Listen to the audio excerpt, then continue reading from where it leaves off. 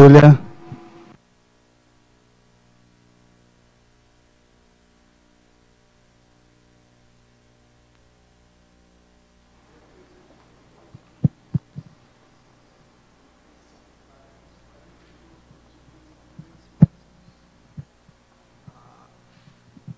O tema do verbete é a cronologia da Recim, a especialidade autotaquicogniciologia.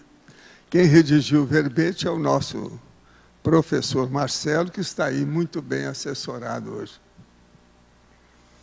Definição.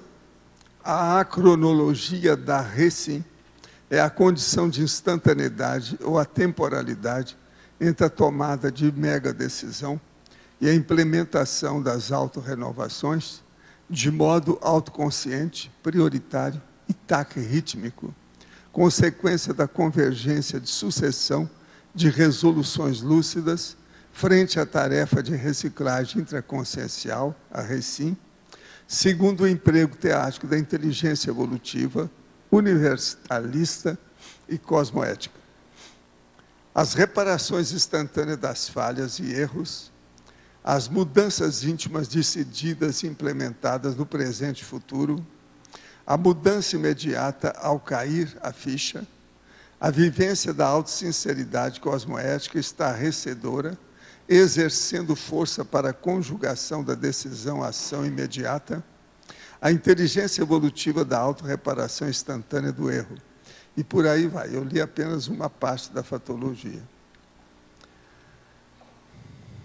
O uso mental somático do poder da decisão no aqui, agora, já.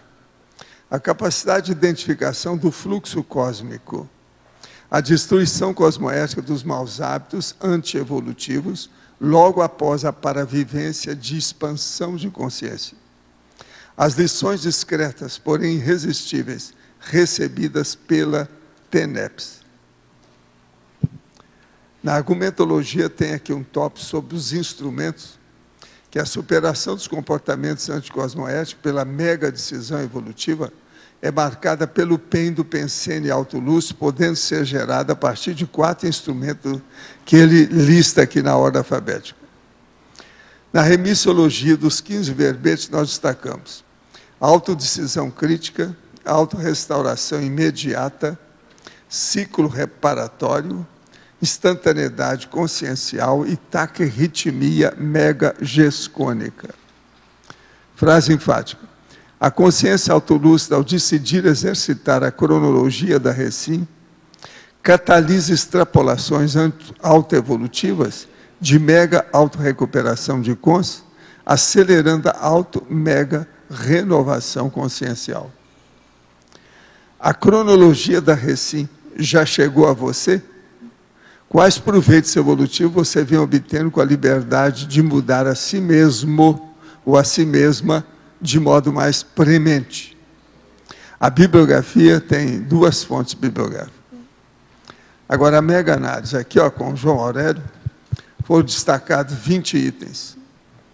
A temporalidade, instantaneidade, tac-psiquismo, imediatismo, timing, reciclo-penseridade, anticonflituosidade, recinologia, tac-psicologia, tac-pensenologia, autotaquicogniciologia, autodiscernimentologia, autodecidologia, autoconsciencioterapia, autorreparação, autorreeducação, autocorreção, auto-mega-renovação, auto-impacto-terapia e auto-imperdoamento.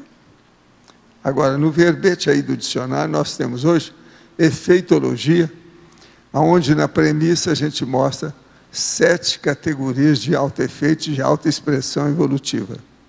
E na argumentação, nós temos 7 categorias de heteroefeito de auto-expressão evolutiva. Primeiro tem o da pessoa, depois tem dos outros. Agora, aqui os questionamentos. Viu o senhor falar que a profissão do soldado ainda é necessária. Indo para o lado dos soldados policiais, Não seria correto dizer que as vítimas dos crimes estão em afinidade energética com os criminosos e por isso sofrem suas ações? Os afins se atraem.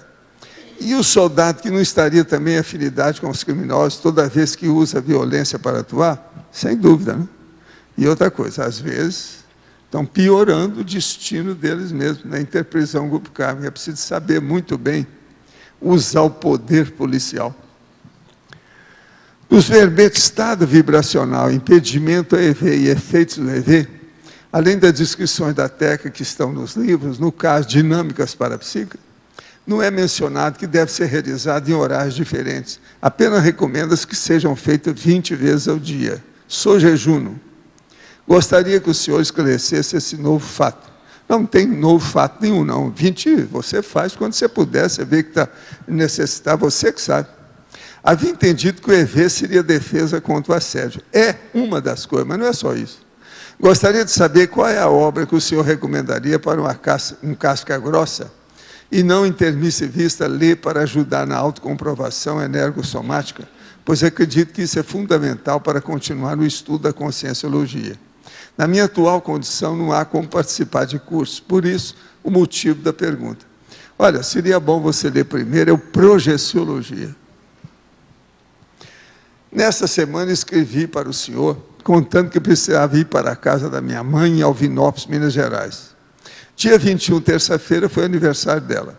Dessomou em agosto de 2011. A casa estava fechada. Fiz uma homenagem para o dia do aniversário, peguei algumas rosas no quintal e coloquei na casa. Logo em seguida, fui varrer a escada que dá acesso ao quintal. Tive falta de ar a ponto de sufocar. Fiquei mal e senti uma energia muito pesada. Minha mãe tinha isso, engasgava e ficava sem ar. Ela dessomou por problema respiratório. O senhor poderia comentar? O que você fez foi a evocação da sua mãe e ela tentou fazer uma semi-possessão. Trabalha com as suas energias para ajudá-la. Ela está precisando de ajuda. Isso é ela. Agora, isso é bom, porque não só ela melhora a si mesma, como também vai ajudar você a acertar a sua vida. Isso é a filha dela que está falando. Álvaro Betógrafo. Na primeira linha da Fatologia, página 39, poderia nos explicar melhor a respeito do quantum de energia da recinha exitosa e também a quebra do canto da sereia pela realização da mudança pessoal e detalhar a respeito do meta-desafio da autoesperticidade em 3 anos, que é a penúltima linha. Vamos com você isso aí, tá? O quanto da energia da recinha exitosa.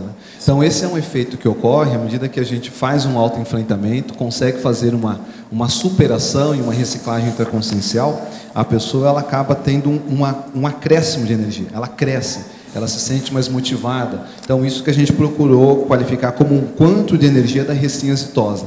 Então, cada vez que a gente se propõe a se autoenfrentar e tem êxito nesse autoenfrentamento, supera uma etapa, um patamar, a gente ganha mais energia que serve até como um ponto balizador para os próximos enfrentamentos. Então, essa é a questão do quanto de energia. Em relação à quebra do canto da sereia, pela realização da mudança pessoal, o canto da sereia é aquele que enebria a pessoa, né? É aquele que, vamos dizer, ele deixa a pessoa iludida, ele fascina a pessoa. Então, a pessoa promover em si mudanças pessoais é ela quebrar esse canto da sereia, é ela sair desse maia, dessa ilusão, desse período intrafísico que é muito ilusório e que ao mesmo tempo parece muito real, muito objetivo, né? Muito determinístico. Então, quando ela consegue fazer isso, ela quebra esse canto da sereia. Essa foi a analogia que a gente procurou colocar nessa expressão, né? Na Fatologia, página 38, última linha, poderia abordar o apoio dos amparadores nas decisões lúcidas cosmoéticas? Então, nesse sentido, à medida que a gente toma uma decisão, primeiro a gente passou por algum nível de reflexão. A gente pensou, a gente ponderou, refletiu, levantou variáveis, começou a ponderar essas variáveis, ou seja, pesar qual que seria a melhor escolha, e aí a gente toma uma decisão. Nessa decisão, pesa muito o nível de cosmoética que nós estamos colocando nessa nossa reflexão e na decisão que nós estamos tomando. Quanto maior for o nível de cosmoética da nossa decisão, maior é o apoio dos amparadores, porque os amparadores não vão apoiar uma decisão anticosmoética, né? Então, partindo desse princípio, e a qualificação desse apoio, dessa afinização, ou vamos dizer, desse entrosamento com os amparadores, eu estou colocando que ela vem dessa qualificação do nível de cosmoética da nossa decisão.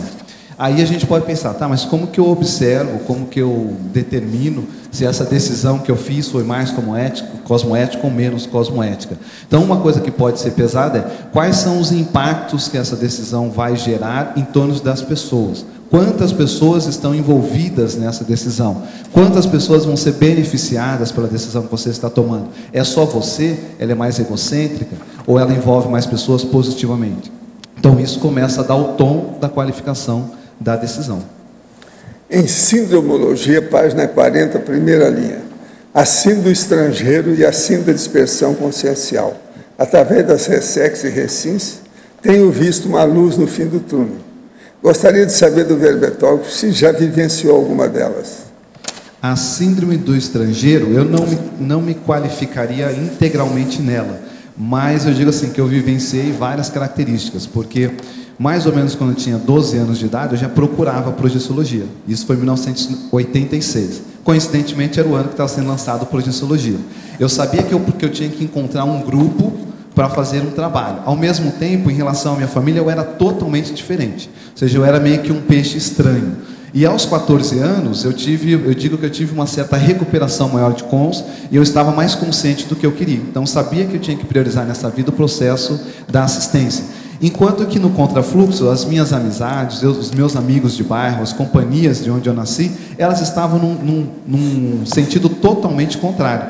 Então, nessa característica, eu me enquadro dentro da síndrome do estrangeiro, porque eu me senti um peixe fora d'água. Eu não tinha com quem conversar essas ideias inatas que eu já trazia, e as pessoas tinham objetivos diferentes. Por outro lado, isso me forçou a reforçar os meus princípios.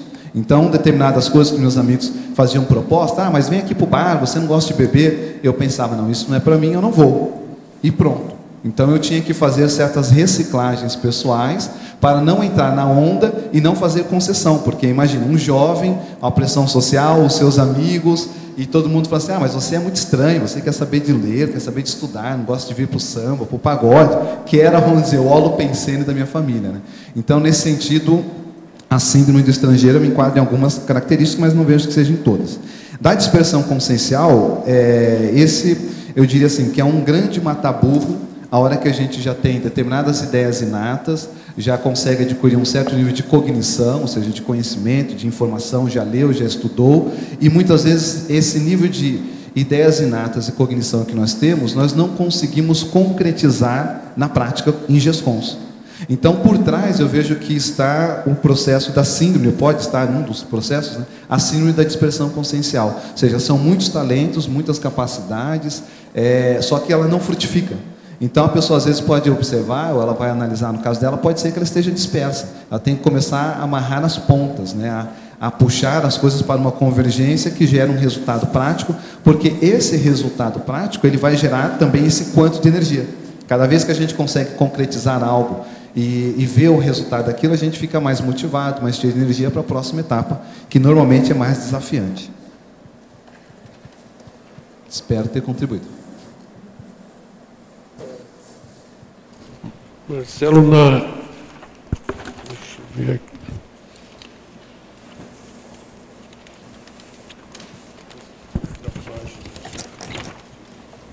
Na página 41, essa parte aí de postura, se podia aprofundar, por favor? Sim. Todo o texto aí. Tá, então aqui eu coloco assim, pela ótica da recinologia, há consciências imperdoadoras em relação à lei do maior esforço. Então, ou seja, ela procura implementar no seu dia a dia, na sua vida, a lei do maior esforço. Né? Se ela tem que ler uma obra e ela vai ter que gastar 2, 3 dias, ela vai se aplicar para fazer isso. Se ela precisa escrever aquele artigo e ela sabe que ela assumiu esse compromisso, ela vai se aplicar para fazer isso. E ela procura não se corromper. Né? A ideia da imperdoadora é essa, é de não se permitir se corromper naquilo que exige dela um maior esforço. Enquanto que há outras pessoas que procuram, através de não olhar para si mesmo, fazer autossabotagem, ou seja, ela funciona de uma maneira autossabotadora. Ela entra nas autocorrupções, ela procura a lei do menor esforço, aquilo que é o mais fácil. Se o desafio vai gerar mais estresse, ela procura se esquivar. Então entra lá o verbete do professor Rui falando sobre estratégias de enfrentamento, né? Então a postura da esquiva. Então aqui eu tentei colocar um contraponto que se nós começarmos a ser mais auto-imperdoador em relação ao uso da lei do maior esforço para a nossa reciclagem, isso vai ajudar mais o nosso processo de mudança. Enquanto que o mecanismo de autossabotagem, que é puxar o próprio tapete, é a pessoa não usar, não assumir a responsabilidade sobre o talento que tem, o trafor que tem, enfim, ela se esquivar disso, leva para ela um processo de atraso no processo de reciclagem intraconsciencial e que muitas vezes só vai ser implementada a partir da autossaturação. Chega num ponto que a pessoa não se aguenta mais. Então todos estão vendo que ela tem aquele talento, mas ela não assume aquela responsabilidade. Vai chegar num ponto que ela vai ficar insatisfeita, porque ela reconhece que tem, mas algum travão por trás não deixa com que ela comece a assumir responsabilidade. Então isso eu chamei de autossaturação intraconsciencial. É íntimo, é pessoal. Quem está fora nem está vendo, mas a pessoa ela está, vamos dizer, desgostosa, insatisfeita com ela mesma, e isso gera uma saturação. Aí a pessoa vai mudar, né? O questionamento ali que eu faria assim: será que a gente precisa chegar nesse nível de autossaturação intraconsciencial para implementar mudanças?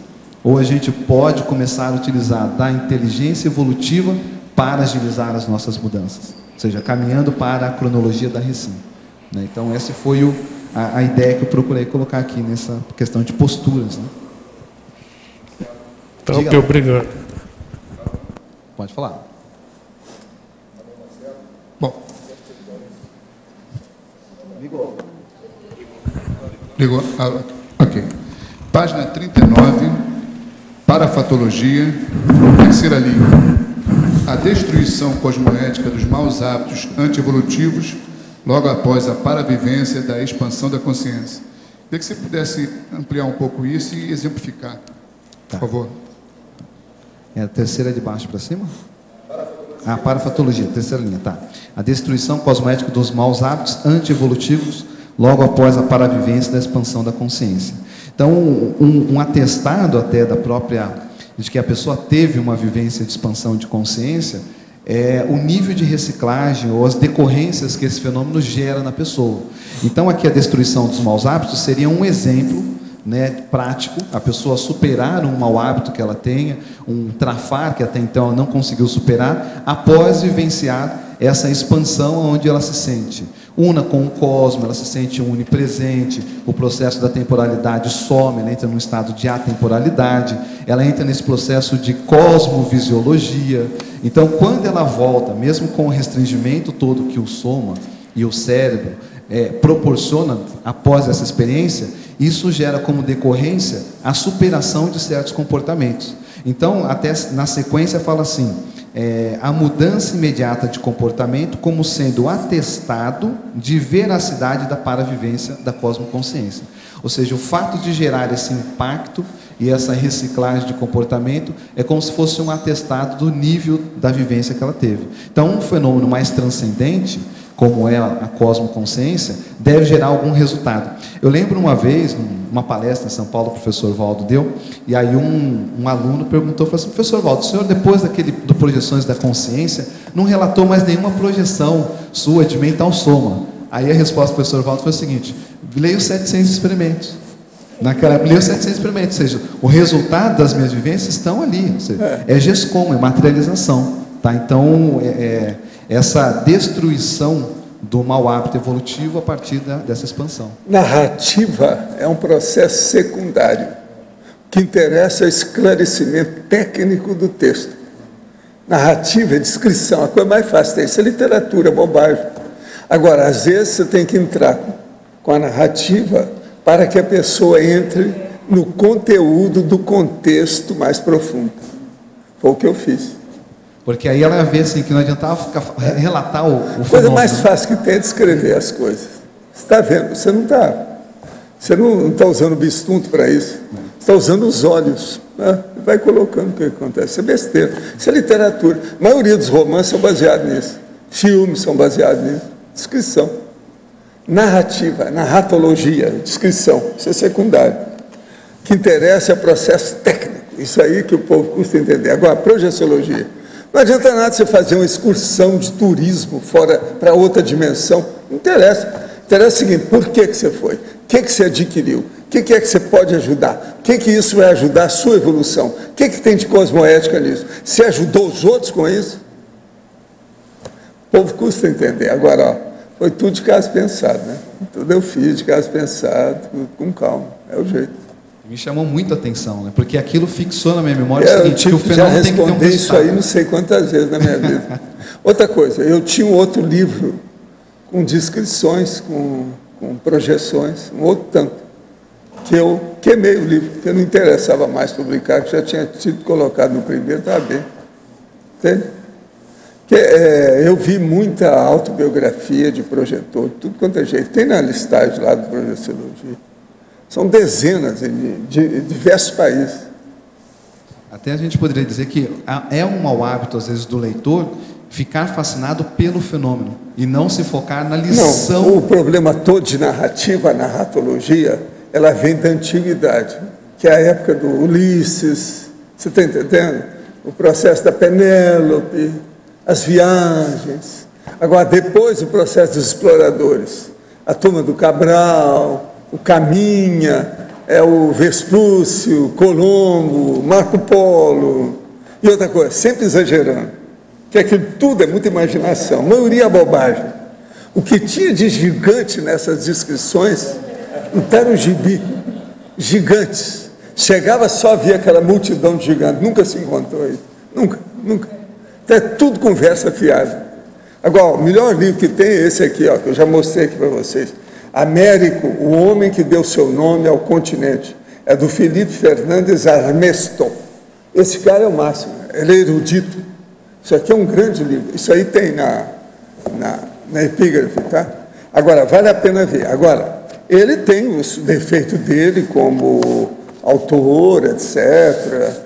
Ele é um autor bato-pensênico, ele repete mais as coisas, ele não sabe fazer a síntese daquilo que ele vai. Então, ele vai e torna a voltar, vai e torna a voltar, e vai e torna a voltar. Tem que ter paciência. Entendeu? Filósofo? Agora, repete mais. Isso que eu chamo da bato-pensenidade negativa. Porque tem a bato-pensenidade positiva, mas ele aqui repete mais. Mas ele é erudito, ele não é bobo, ele junta as pontas, ele fala, ele torna a voltar. Pelo menos ele fez força. É um grande cara.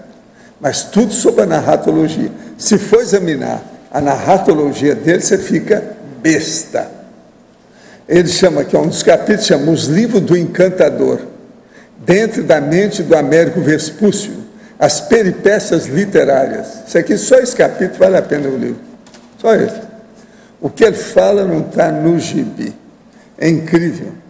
Agora, eles tinham uma tradição que a literatura até hoje ainda copia, os filmes copiam, os enredos, os scripts, você está entendendo? Dos filmes, copiam isso tudo, uns copiando os outros. Agora, por exemplo, o Américo Vespúcio, tudo que ele escreveu era baseado também em Colombo. Colombo lá que foi antes, entende?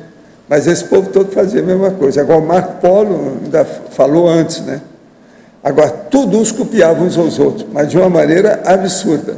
Ele aqui analisa isso bem, ele é muito bom nisso, sobre o exame. Agora, uma das coisas que eles, em matéria de descrição, que criava mais, vamos dizer, a propagação, o impacto, eram os canibais, uns comendo uns aos outros. Tem um aqui até que ele fala aqui, será que, por exemplo, esse negócio deles começar a fazer guerra tão cedo, era por quê? Porque eles não se incomodavam com as coisas humanas, não interessavam por diamante, por brilhante, ouro, nada disso. No entanto, eles gostavam de guerrear, então eles chegaram à conclusão que eles guerreavam para comer uns aos outros. O processo da guerra era de fome, porque a melhor carne que havia, a carne humana, para eles todos. Era o melhor prato da dieta desses canibais, entende? É o melhor prato, não tinha outro, a carne humana. Então, mais ele não dava valor para nada. Eles não tinham um processo da propriedade. Nisso ele tem razão, que é verdade mesmo. Mas agora, essa questão de desguerrear cada carne humana é terrível, né? Mas olha, é uma hipótese braba, seríssima. Vocês é que tem que resolver, que é um problema de vocês. Entende? Agora, é muito interessante. Quem quiser ver o que são essas descrições da época medieval aí, e da época de 1500, vale a pena ver esse livro. Que é o Américo Vespúcio. É o homem que deu nome para a América, né? Agora, aquilo que eu falo, devia ser América, que o cara chamava Amerigo, era italiano. Américo Vespucci. Então eles colocaram Américo, isso aí eles forçaram a barra. O negócio é América. Vocês são americanos. Marcelo, Vivian aqui no ar. Oi. Primeiro, parabéns pelo verbete. Obrigado. Eu estou num momento assim de investimento na autossuperação do Mega Trafar, porque eu tive uma saturação imensa do meu Mega Trafar, e está fazendo efeitos positivos em cadeia. E eu queria que você falasse aqui, na tecnologia, na página 39, a técnica da auto-impacto-terapia. Tecnologia... Na linha 3. Tá. Técnica da auto-impacto-terapia. Isso. Então, a gente começar a fazer um nível de reflexão, né, que pelo que você está falando, é o movimento que está fazendo, pesquisar, Sim. investigar e refletir a respeito dos pontos que nos travam, até um nível que isso, vamos dizer, nos gere um autoencantamento cosmoético. Ou seja, eu chego num ponto que eu não tenho muito como me esquivar, me desculpar, me justificar daquele comportamento. E isso me gera, vamos dizer, de uma certa forma, uma pressão íntima positiva para a mudança.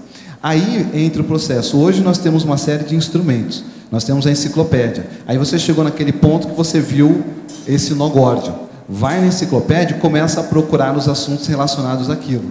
Nessa busca, pode ter alguma informação que te gere um impacto, que é essa auto-impacto terapia, que te faz pensar de maneira diferente. E isso pode ser não só na enciclopédia, mas pode ser qualquer recurso. Vou dar um exemplo. Teve um parente meu que esteve aqui na Cognópolis um tempo, então passou por uma série de atividades, fez um dia de consciencioterapia intensivo, assistiu tertúlia, etc. Voltou para a sua cidade e ele está tentando resolver e superar um processo de mais de 30 anos. De repente, caiu na mão dessa pessoa um filme. Como que chama aquele filme? A Duquesa. A Duquesa e depois a outra. Então a pessoa assistiu aquele filme e olha só como foi uma decorrência, né? Para ela fez um movimento de autopesquisa aqui e voltou para São Paulo. De repente aquele filme chega na mão da pessoa. A pessoa assiste o filme e faz ela refletir em relação à situação presente dela. Ela chegou e pensou assim: puxa, eu aqui remoendo, lamentando, choramingando a minha situação de hoje, mas naquela época a coisa era muito pior. Olha a auto-impacto terapia. Isso gerou um impacto nela, que ela estava fazendo terapia. Ela falou: eu não preciso ir lá para a terapia para ficar remoendo isso. Eu já tenho instrumentais para eu tomar uma atitude mais madura. E ela mudou o comportamento, e aí veio outro filme que complementou mais coisas. Então, você veja, nós temos uma série de instrumentais que podem nos ajudar no momento que a gente chega nesse nó górdio, que é aquele ponto que, como você falou, de saturação. Aí vai na enciclopédia, procura os temas correlacionados, pode ser um filme, pode ser uma conversa ali no café, você está conversando com a pessoa, né? Eu acho que o processo da autopesquisa, né, ajuda. Por exemplo, eu já consegui identificar o mecanismo de ativação desse meu mega trafar. E já consegui identificar em algumas ações nas últimas semanas, que eu consegui me posicionar melhor diante disso e não ativar o mega trafar. Então, eu vejo como a saturação como algo extremamente positivo. Claro, a gente não precisa vivenciar o estresse, né? A lógica não é essa, mas aconteceu dessa forma, né? E isso teve efeitos positivos e diminuição de outros traços que eu achava que eram, de repente, os mega trafares, né? Uhum. E, na realidade, eu consegui identificar especificamente qual é o mega trafar, diante da saturação de um determinado tipo de padrão de comportamento. Eu acho que o verbete que o professor Rui apresentou aqui, ele pode ajudar muito, porque quando chega nesse ponto, a gente tem que pensar agora qual é a estratégia que eu vou fazer para enfrentar esse ponto, esse questionamento, ou esse nó górdio, esse travão. E ali apresenta uma série de posturas que podem ser mais positivas ou menos em relação à nossa estratégia de enfrentamento. Né? É uma autoexposição, então eu tenho que me expor em relação a esse trafar, eu tenho que buscar mais experiência em relação a essa situação que eu ainda não superei, eu tenho que buscar mais conhecimento. Então a pessoa ela vai vendo que tipos de instrumentais que ela precisa para realizar o seu processo de autoenfrentamento. Correto. Obrigada. Okay.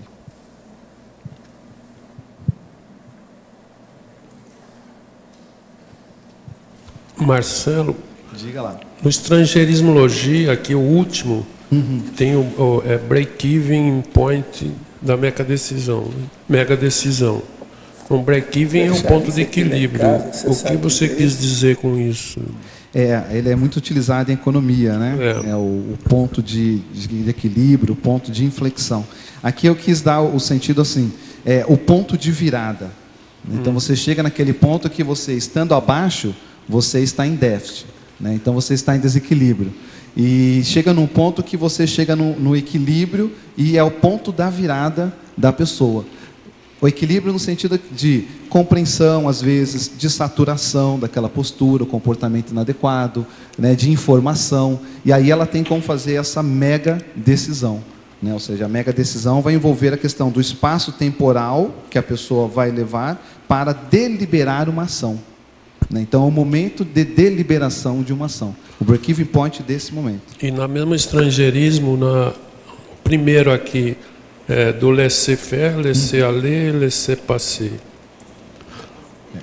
Esse daí também é uma expressão da economia, né? Que é muito utilizado. Que é liberdade econômica também. Né? Do liberalismo clássico, né? Então foi um pouco aí da minha formação nesse sentido, do deixar fazer, deixar ir, deixar passar. Ou seja, a evitação da empurro-barrigologia, se é que a gente poderia dizer isso, como uma especialidade, né? Nós vamos, às vezes, nos especializando ao longo da evolução nessa especialidade que é empurro-barrigologia. Eu vou empurrando com a barriga até onde der. Quando não der mais, eu faço a mudança. Então, é evitar esse laissez-faire, laissez-aller, laissez-passer. Ou seja, deixar fazer, deixar ir, deixar passar. Deixar o Deus dará. Né? Não deixar nesse liberalismo, tanto assim, esse liberalismo clássico, perante a evolução. E nós assumirmos mais a rédea dos nossos momentos de mudança, dos momentos que a gente quer colocar mais energia para fazer uma renovação pessoal. Tá ok, obrigado.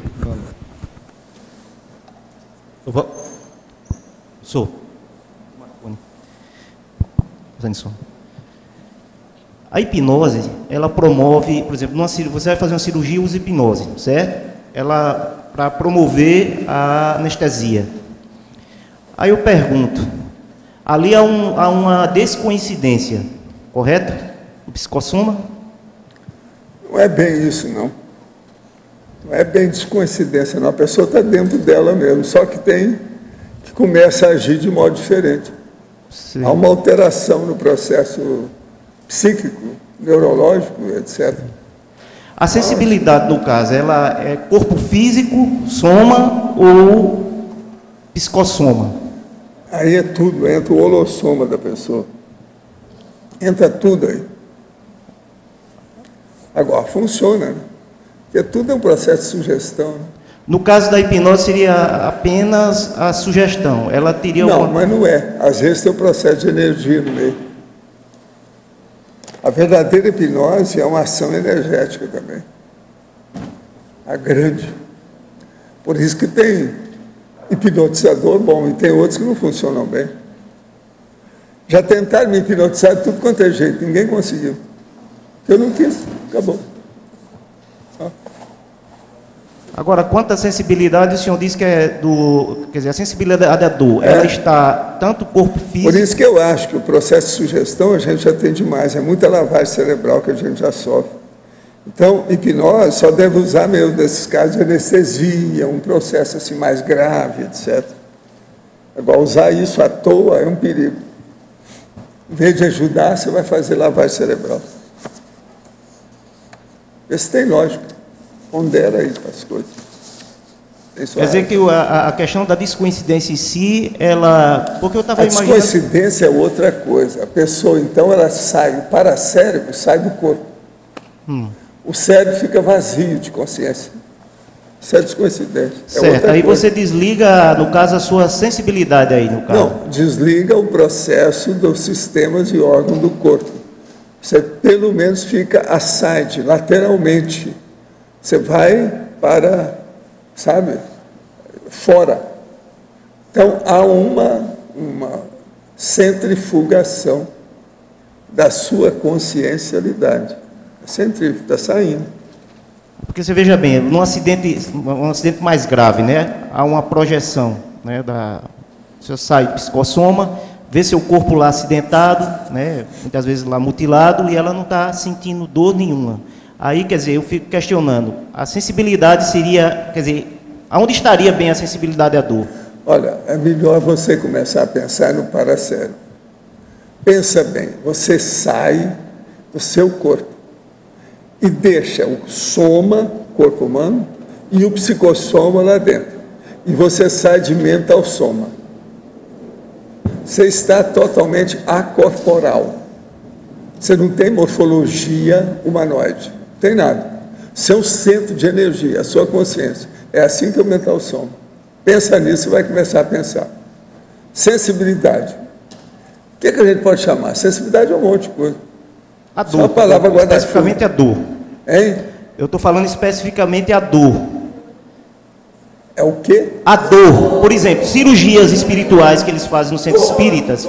E dor. Você está falando dor. Dor é bobagem. Dor é processo físico. É problema celular. Não tem nada que ver. Sua consciência, se você pensar, você corta a dor na hora. Eu já fiz opção de coisa no meu corpo sem precisar de anestesia. No caso dessas cirurgias que eles promovem em centros espíritas, né, o médium lá, essa anestesia, quer dizer, é um campo que ele cria, como é que funciona bem isso? Não, aí é o processo de energia ectoplasmia. A ectoplasmia cria a anestesia, a hemostasia,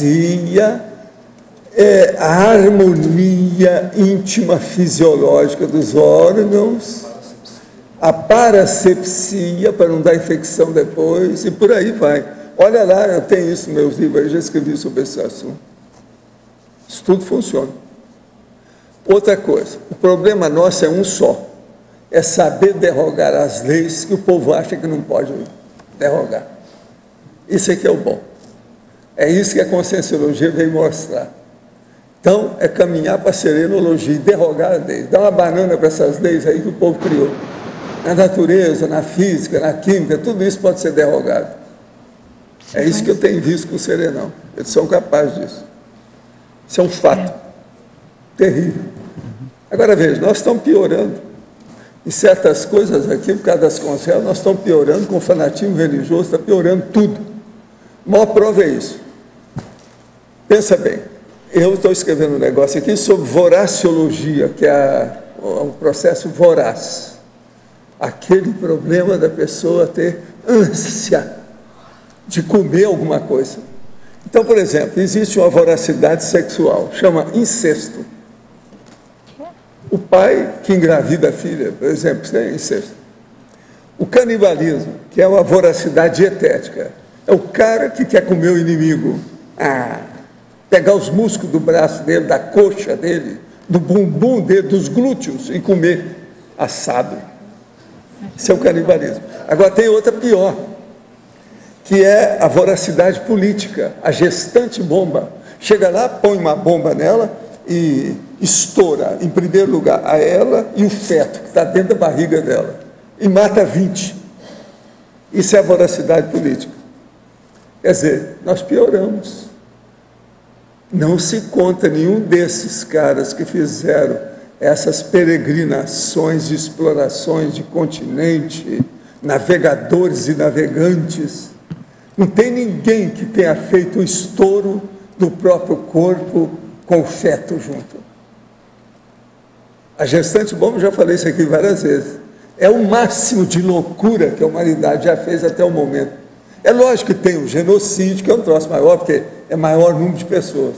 Mas, por exemplo, em processo menor, mais residual, a gestante bomba ganhou em matéria de voraciologia.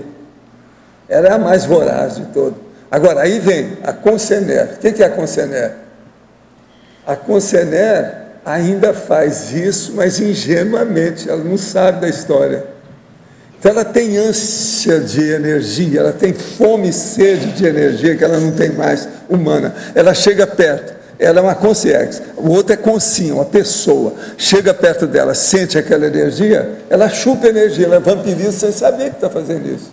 Aí o cara sente mal, porque aquilo não é bom. Está chupando, é vampiro. Entende? Então veja, a Concener é isso tudo de uma maneira ingênua, ela não sabe, ela não tem culpa disso, ela tem culpa de ser ignorante, entende? Dentro daquela condição, até um certo ponto. Mas ela não tem culpa, coitada, de chegar perto daquilo que ela gosta, de quem ela gosta. No entanto, a presença dela é difícil, entende? É patológica. Então veja, isso tudo voraz. Quem é que é voraz? Uma pessoa que come demais, ela é voraz. Eu não falei isso aqui. Isso é um canibalismo, esse aqui é o melhor, porque aquele que come demais. Agora eu pergunto para você, na hora que tem aquelas pessoas que são bulímicas, você acha que elas já foram canibais? Eis aí uma hipótese de pesquisa para vocês que gostam tanto de pesquisar. E tem sua razão e tem seus motivos? Tem. Olha bem isso. Vocês sabem que os nativos aqui na América e nesses lugares que eles faziam aquelas intervenções e incursões, os navegantes, eles viam que os nativos pegavam as crianças, aquela que era gorda eles comiam logo, e a outra que era magra, eles engordavam primeiro, para depois comer. Gente, criança, os filhos deles. Está aí, o povo relatava isso tudo é da história, isso aí existiu mesmo. Então, por exemplo, do jeito que hoje tem invernista, que pega a reza, etc., e começa a dar bastante, né, a forragem, a situação, né, para crescer. Então, aquilo, quando engorda, eles mandam para Barretos, para abater. É o abate. Mesma coisa, mudar as crianças para a vaca. A situação é a mesma coisa, é a res, bezerra. Essa é a nossa humanidade. Quer dizer, somos nós, tudo é parente. Nós estamos nessa. Então, por isso que o que vocês estão esperando? Vocês ainda são vorazes em quê? A voracidade é que dá, por exemplo, a ganância. Dá uma opção de coisa por aí, né? Tudo é voracidade. Então, o termo é esse, é o voraz. Vamos entender. Qual é a consim voraz que está por aqui? Voraz. Geralmente, em qual nível da escala evolutiva o amparador se encontra? É o nível do amparando. É o mesmo nível, é a mesma coisa. Só que ele se manifesta através do psicossom. Aconteceu no interior do estado do Espírito Santo que uma pessoa no estado de sonambulismo escalou uma montanha sem qualquer espécie de equipamento. E, na metade do percurso, ela despertou. O corpo de bombeiro, por se tratar de uma escalada quase que impossível, teve que intervir. Por que uma pessoa entra nesse estado? Porque ela não tem consciência. É a mesma coisa do seu processo aí de hipnose, sonambulismo. É a alteração do estado de consciência. Essa alteração dá de tudo. Agora, não quer dizer que ela, por exemplo, essa pessoa ela não ficou desconhecida. Ela está sempre, você pode falar que ela está sempre desconhecida, até um certo ponto pode, né? Mas ela está lá no corpo, porque como é que ela foi? Dos tratados escritos pelo senhor, qual indicaria para ler primeiro? Não, depende do leitor ou da leitora. Me mostra o jeitão que eu falo.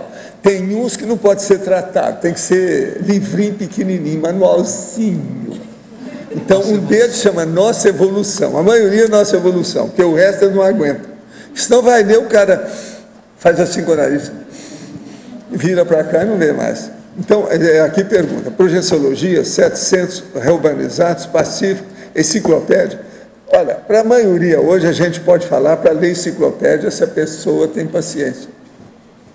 A enciclopédia é o melhor de tudo isso. Ou seria melhor eu fazer uma seleção de assuntos e capítulos que mais me interessam, ligado aos cosmogramas de jornais, revistas e sites, estabelecendo uma dinâmica de fatos e para fatos. Isso é bom, mas você não vai ter gabarito para isso. Leia primeiro o que é a conscienciologia, para depois aumentar seu gabarito no cosmograma. E no conscienciograma, senão não vai adiantar nada. Leia primeiro o conscienciograma, depois você pensa em cosmograma. Senão não adianta nada. O cara vai olhar só aquilo que interessa para ele. Ele não sai do egoísmo. Eu fiz isso, fiz essa experiência para ver o que dá. Eu estou falando aqui de cátedra. Já estudei isso aí com um monte de gente. Não deu certo. O negócio é, a pessoa tem que estudar ela mesma. Por isso que, por que é a ciência convencional estão esses Burroide, Burraldo e Burrildo? Tudo aí, os PhDs daí, ó, da universidade, das academias. Por que eles não saem daquilo? Por que eles não estudam eles mesmos? Por causa disso. Para eles, isso precisa de conscienciograma, não é cosmograma. Cosmograma tem tudo na universidade. Eles recebem tudo quanto é publicação do mundo inteiro, fora a internet. Não é por aí. O problema é que você não vê. Outra coisa, fizeram lá o psicograma, o psicógrafo. Eles acabaram com aquilo. Colocaram a site e enterraram o negócio. Não pode mexer com isso. Por quê? Porque está falando a verdade deles. Ninguém quer nada. Gente, ninguém quer saber da verdade. Olha o mensalão que está aí. Olha a briga que está dando isso. Um dos maiores crimes políticos que o Brasil já cometeu em toda a história do Brasil. Há quantos anos esse negócio está aí sem eles resolverem nada? Tudo por quê? Porque não querem enfrentar a situação. Em primeiro lugar, quem? PT. Há 9 anos o PT está mandando no Brasil. Então, sonegando informação de tudo, coloca tudo debaixo do tapete.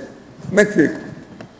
É uma vergonha. Agora veja, chega aí, eles fazem política com tudo, é o presidente da República que manda lá para ser o juiz do Supremo Tribunal, quase sempre eles influem naquilo. Então fica tudo apaniguado, tudo é compincha. Eles esqueceram muito essa palavra, a imprensa devia voltar a falar nos compinchas.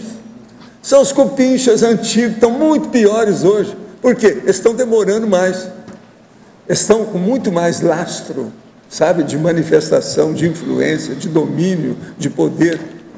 Então, como é que fica? Isso tudo é a mesma coisa. Qualquer oposição, comprar todas as pessoas. Pois é. Não, é outra coisa. Já tem revistas, às vezes, totalmente compradas. Uma delas é a do nosso italiano lá, que ele escreve muito bem, fora de série, a Carta Capital. Totalmente vendida. Todo número traz uma foto do Serra, de algum modo, fazendo alguma careta. Eles arranjam algum texto para colocar a foto do Serra. Eu estou olhando isso já há várias semanas. Quer dizer, tão óbvio, umas bobagens de criança, estão brincando de cozinhadinho e de guerra. Aquele negócio de coloca uma faixa, quem tiver mais coragem, põe o pé. A mesma coisa é que é criança total, umas bobagens da imprensa. Dá pena. Na página 40, em sindomologia, a síndrome de abstinência da baratosfera sabe quais são os principais sintomas para se detectar essa síndrome. Bom, primeiro que essa foi uma das perguntas que teve maior quantidade, maior nível de acerto na primeira prova da conscienciologia. Não sei se as pessoas lembram. E até no debate aqui, no mesmo dia da prova, o professor Walter falou assim, vocês sabem por que vocês acertaram bastante essa síndrome? Porque ainda está muito fresco na memória. Então, essa síndrome na nossa memória, né? Deixa eu me incluir nisso também. O povo está tirando um pouco fora. Né? Eu não vou tirar mesmo. E essa síndrome da abstinência da baratosfera, a pessoa ela tem, igual uma pessoa que se liberta de uma droga, de algum tipo de vício que ela tem, aquela vontade, aquela sensação, aquela tendência a querer repetir aquele ato patológico. Às vezes isso fica no pensamento, fica no nível do pensene, mas ela, vira e mexe, ela pensa naquilo e dá uma saudade. Puxa, seria tão bom se eu tivesse uma folga da conscienciologia, se eu pudesse pensar um pouco negativo, assim, sabe? Porque o nível de conscientização que é só hoje, né? Tipo uma folga assim, só hoje eu dar uma pensadinha negativa para eu desopilar o meu fígado. Então, isso é totalmente baratosférico, ou seja, é regressivo. A pessoa ela está querendo tirar o corpo fora do curso intermissivo, da cosmoética, da consciencialidade. Então, às vezes, ela não chega às vias de fato, à ação, mas ela tem aquela saudade, aquele saudosismo em relação aos aspectos mais imaturos, mais patológicos. Então, observa por aí que, de repente, pode começar a entender um pouco mais o que é a síndrome da abstinência. E vale a pena pesquisar, acho que tem um verbete que fala do sábio. Tem um verbete com esse nome, você entrar lá e ver todos os detalhes dessa síndrome. Marcelo, Diga aqui lá. em cima no ar, na primeira página, na fatologia, na terceira, no finalzinho da terceira linha, de baixo para cima. Essa ficha evolutiva fala nessa otimização a partir da atemporalidade da recim. Como é que é isso? Tá, achei. Então, assim, a ficha evolutiva pessoal otimizada pela Isso. implementação da temporalidade da Isso. recim. Então, o processo de recim, nós sempre entendemos ele como um processo, né? Então, você identifica um aspecto, até eu coloquei na tecnologia as técnicas da autoconsciência terapia, você faz uma autoinvestigação sobre um determinado termo, um determinado traço, um determinado comportamento que você tem, ou padrão de ideia, enfim. E aí você chega num diagnóstico, então você diagnosticou, chegou em um ponto, aí você vai criar técnicas de enfrentamento, que seria a etapa do autoenfrentamento, para chegar no nível da superação. Então pense só, se nós conseguirmos diminuir o tempo nessas etapas, que aqui dentro da fatologia tem queimas de etapas na mudança íntima, na sexta linha de cima para baixo, se nós conseguirmos encurtar cada vez mais essas etapas, vai chegar uma hora que nós vamos detectar um aspecto que nós precisamos mudar, refletir, ponderar e mudar, deliberar aquela ação de mudança. Então, isso vai preenchendo a nossa ficha evolutiva pessoal. Em que sentido? Se nós começarmos a fazer as recins necessárias, prioritárias, aquele que é o nosso travão, nós vamos nos tornar mais aptos para fazer uma assistência em um nível melhor. Então, isso vai compondo a nossa ficha pessoal evolutiva. Porque é muito chato, sabe, Tânia? E eu já passei por essa situação. A pessoa, ela te traz um problema, às vezes lá dentro do ECP1, ela te traz uma situação e você vê que você não tem gabarito para assistir. Você não tem experiência para poder doar ali. Então você se vê num teto. Um teto que você fala, puxa, mais do que isso eu não consigo ir. Aí o que o professor faz, o que normalmente eu faço? Eu pego aquilo, trago para o meu laboratório, ali continua o ECP1 ocorrendo, mas eu vou pensar, por que eu fiquei limitado naquela assistência? É porque eu ainda tenho o mesmo trafar? É porque eu ainda não aprofundei cognitivamente esse contexto? Eu não tenho experiência? Então eu vou buscar isso para poder qualificar a minha assistência. E aí eu vou melhorar a minha ficha evolutiva pessoal. Então, essa temporalidade seria reduzir essas etapas entre identificou, autoinvestigação, diagnóstico, enfrentamento e superação. Então, a ficha também é atemporal, claro, né? Vai ficando eterna, né? Vai ficando complementando cada vez. E também é feita de reciclagens, né? A ideia que você está trazendo aqui também, o tempo todo, né? Você melhorando, modificando. A otimização otimizando isso. Vem a partir dessas reciclagens, dessas mudanças. Né? Porque a mudança é aquele elemento que vai te tornar mais, vamos dizer, flexível para atender um público mais diversificado. Né? Então, esse exemplo que eu dei é isso. Eu chego no limite da minha assistência, eu tenho que aprofundar alguma coisa em mim para eu me capacitar a fazer uma assistência mais profunda, mais técnica, mais profissional. Técnica, tá. Muito obrigada, Marcelo, e parabéns. Obrigado. Marcelo, Liliane, tudo bem? Na página 38, fatologia, a sexta linha, a queima de etapas na mudança íntima. Poderia ampliar para nós? Sim. Então, a gente estava detalhando essa questão dessas etapas, né? Até eu trouxe aqui um exemplar. Tem esses anais do primeiro simpósio de autoconsciencioterapia, cuja temática foi autossuperação através da autoconsciencioterapia. Então, todos os artigos que estão aqui apresentados, eles envolvem essa questão da pessoa se auto-investigar, da pessoa se autodiagnosticar, buscar o autoenfrentamento e a autossuperação. Então, aqui em umas de etapas, eu coloquei até escrever aqui uma analogia, que é igual ao insight. O que é o insight? É aquela ideia iluminadora, que você simplesmente tem aquele insight. Você não acompanhou todas as etapas que o seu mental soma fez para processar as diversas variáveis e chegar naquela conclusão. Às vezes não é lúcido, né? Não é lúcido. Ou seja, é tão rápido esse mecanismo dentro do processo mental somático que a gente fala, não, foi um insight, né? Foi uma inspiração naquele momento que eu entendi. Então, o processo de queimas de etapas seria essa diminuição do tempo. nessa eliminação dessas etapas. Ou seja, a aglutinação ou a convergência dos esforços para a nossa reciclagem vai começar a acelerar esse movimento. Até se a gente pegar lá na fatologia, na penúltima linha, na página 39, que um teletertuliano perguntou, a meta-desafio da autodesperticidade em 3 anos.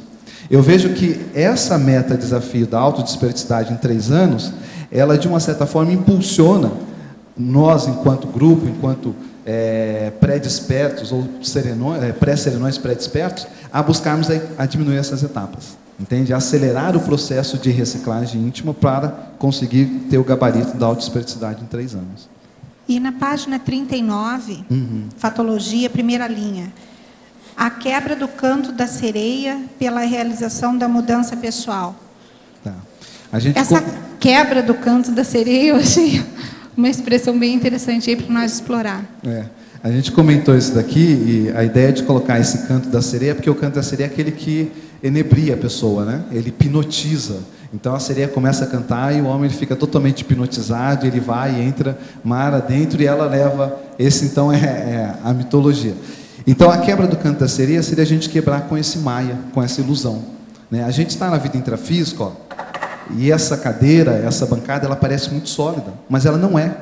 Porque as partículas subatômicas aqui estão se movimentando. E tudo isso que nós temos aqui na vida intrafísica é ilusório, é temporário. O prioritário é o nosso processo evolutivo, é o nível de lucidez que nós vamos atingir nessa vida, é o nível de reconciliação, de recomposição, de melhoria, de implementação de trafores e de uso da inteligência evolutiva. Então a quebra do canto da sereia seria quebrar esse encanto, que a dimensão intrafísica, como sendo um dos grandes assédios da vida humana, o materialismo, ele impõe nas pessoas, como se fosse uma canga. A pessoa entra aqui, ela acha que tudo é material e começa a viver achando que isso daqui é o máximo, e não é.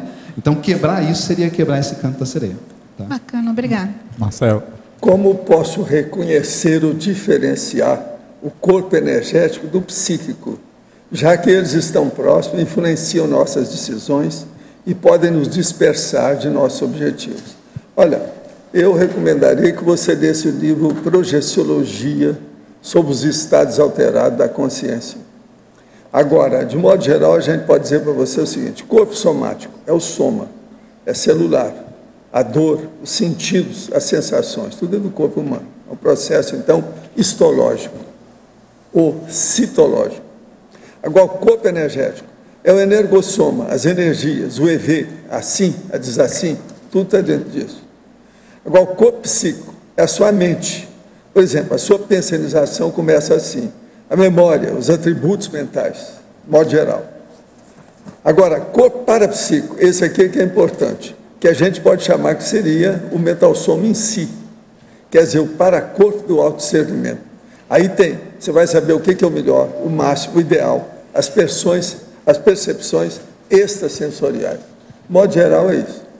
Agora, em numerologia, terceira linha, página 39. Poderia explicar sobre o estabelecimento da aceleração da história pessoal? Tá. Achei. A aceleração da história pessoal.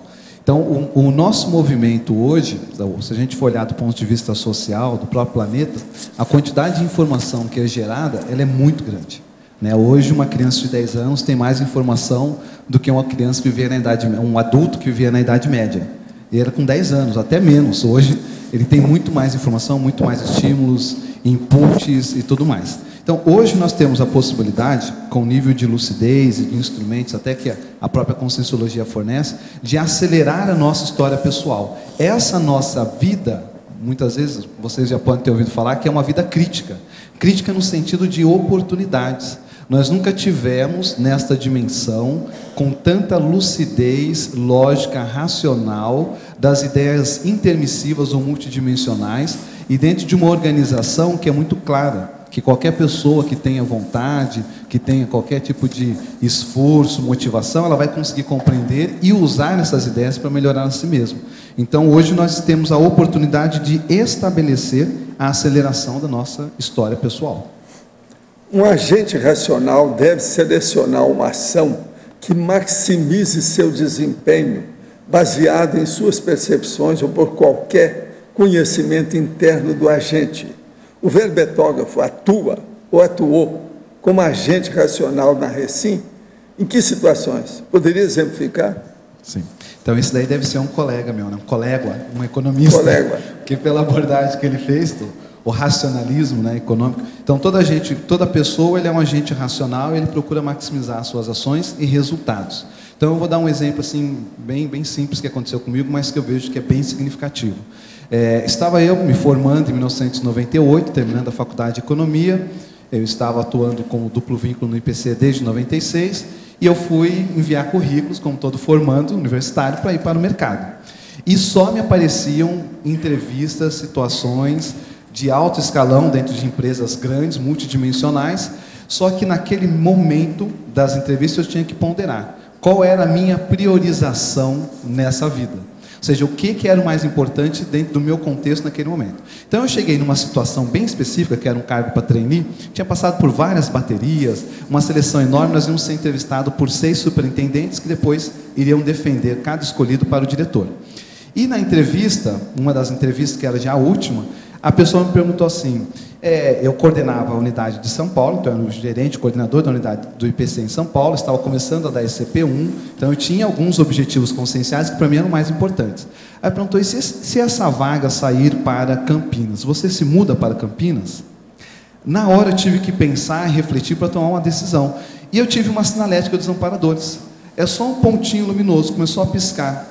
Como assim? Estamos aqui.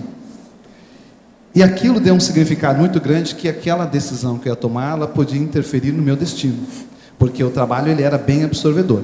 Então eu falei, olha, não mudo, porque eu tenho outros interesses, meus interesses estão fixados aqui em São Paulo, etc, etc, etc. Ah, não, tudo bem, que a gente sabe. Então você veja, são momentos que parecem não significativos, mas que fazem grande diferença. Porque se eu tivesse entrado naquele trabalho, possivelmente, muito possivelmente, eu não teria adquirido toda a experiência que eu pude adquirir com a Conscienciologia, tendo a dedicação que eu tive desde então. E isso me trouxe para Foz, porque aí em conversa com o professor João Aurélio, num evento em Campinas, né, o professor Valdo foi, em Jundiaí, que o professor Valdo foi realizar, eu contei essa história para o João, ele era o diretor administrativo do IPC, e eu recebi o convite, então, que eu falei, olha, eu vou ficar mais um tempo disponível, porque o negócio está meio draconiano lá fora, para o meu lado. E eu vim para Foz do Iguaçu e desencadeou uma série de experiências bem relevantes.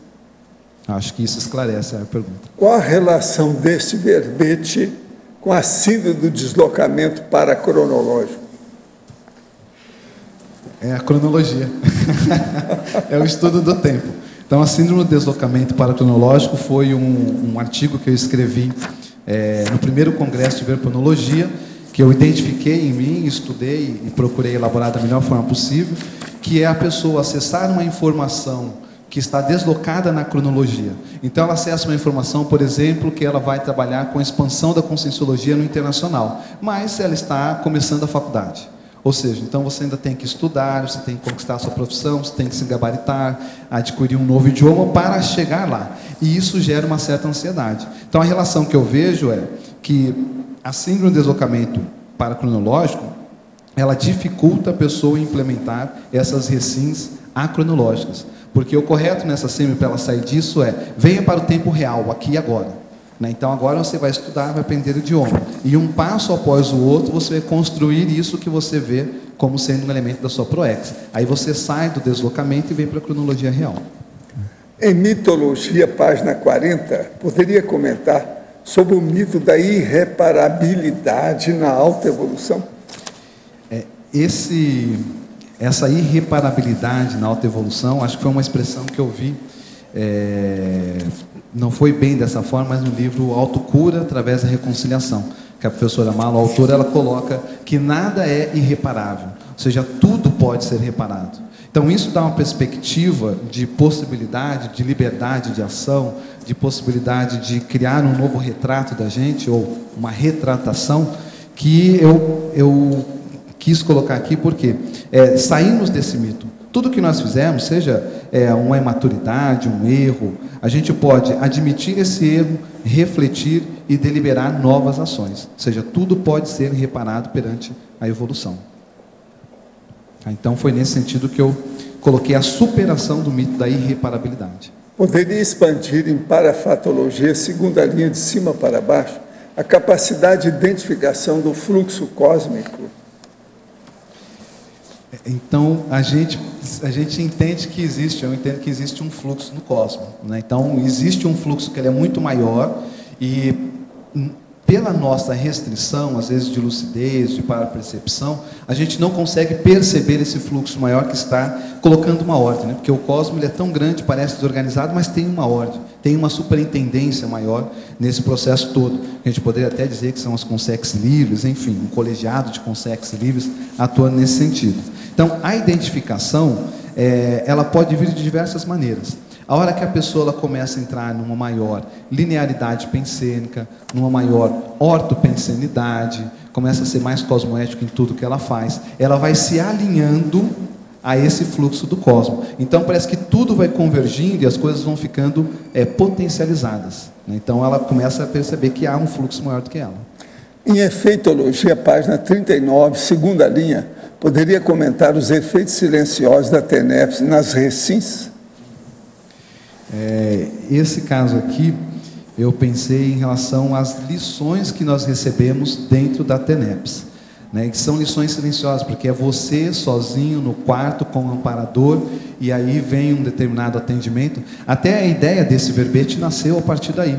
Foi de um tipo de trabalho, de assistência que ocorreu, e no final me veio assim, começou a ter um diálogo mental, e me veio a ideia assim, olha, o mega assediador, ele pode mudar a qualquer momento. Ou seja, a viragem, tem até um verbete que fala nisso, né? A viragem do mega assediador, ele pode fazer essa mudança a qualquer momento, independente desse tempo todo que ele teve, das ações, etc. Aí veio a cronologia da recim. Então, ou seja, foi uma lição silenciosa que me levou a escrever esse verbete. Eu mandei 3 temas, esse daqui eu não sabia nem bem o que era.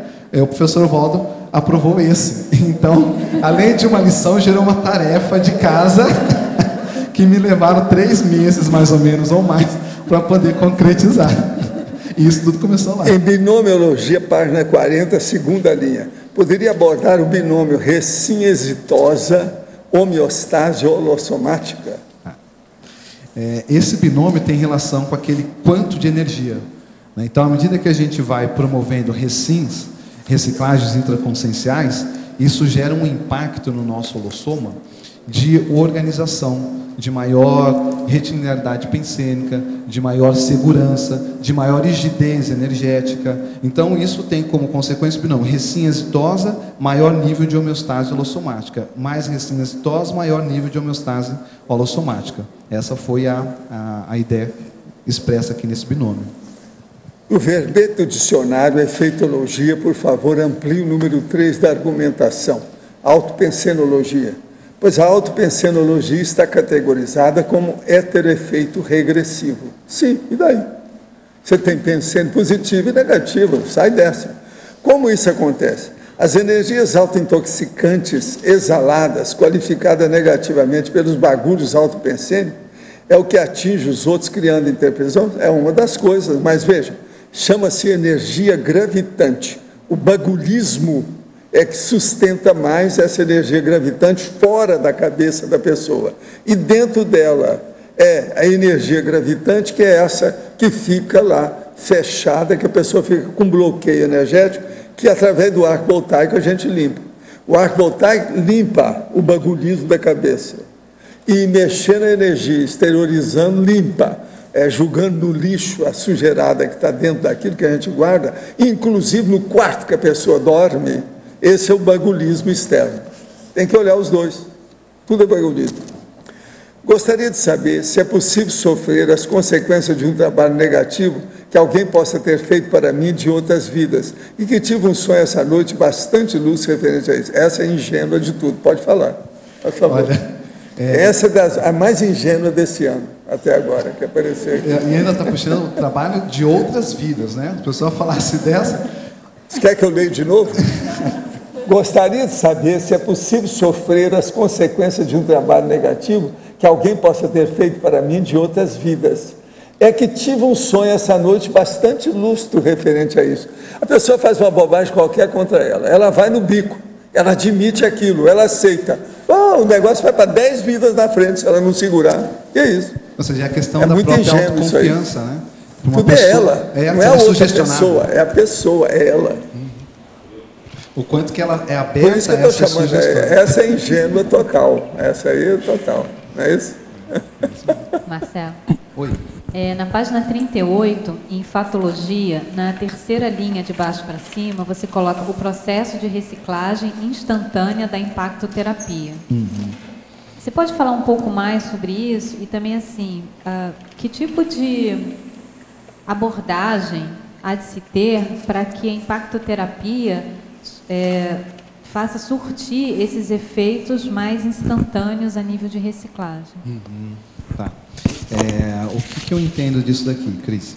A questão da qualificação da intenção pode ser um elemento que ajude a fazer esses efeitos positivos. Porque nós podemos ter uma abordagem firme, impactante, às vezes até veemente, mas parecendo até alterado, mas não alterado, ou seja, a mão não está tremendo, mas a qualidade da intenção com que você está fazendo aquela abordagem, aquela informação, a maneira, a palavra assertiva que você está procurando utilizar, vai gerar um efeito de reflexão na pessoa que pode levar a essa mudança instantânea. Então a pessoa ela sai dali refletindo e ela muda o comportamento depois daquela conversa que você teve. Pode ter sido 5 minutos, 2 minutos, 3 minutos.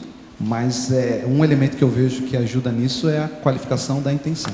E pelo lado da pessoa que vai estar, da consciência que vai estar recebendo a impactoterapia, que tipo de postura ela pode adotar para que justamente haja essa instantaneidade, que favoreça, né, otimize, fomente essa instantaneidade de reciclagem? Eu penso que o ânimo positivo, o abertismo e o ânimo positivo para a renovação ajuda nisso. Tem um verbete que se chama automutação do ego.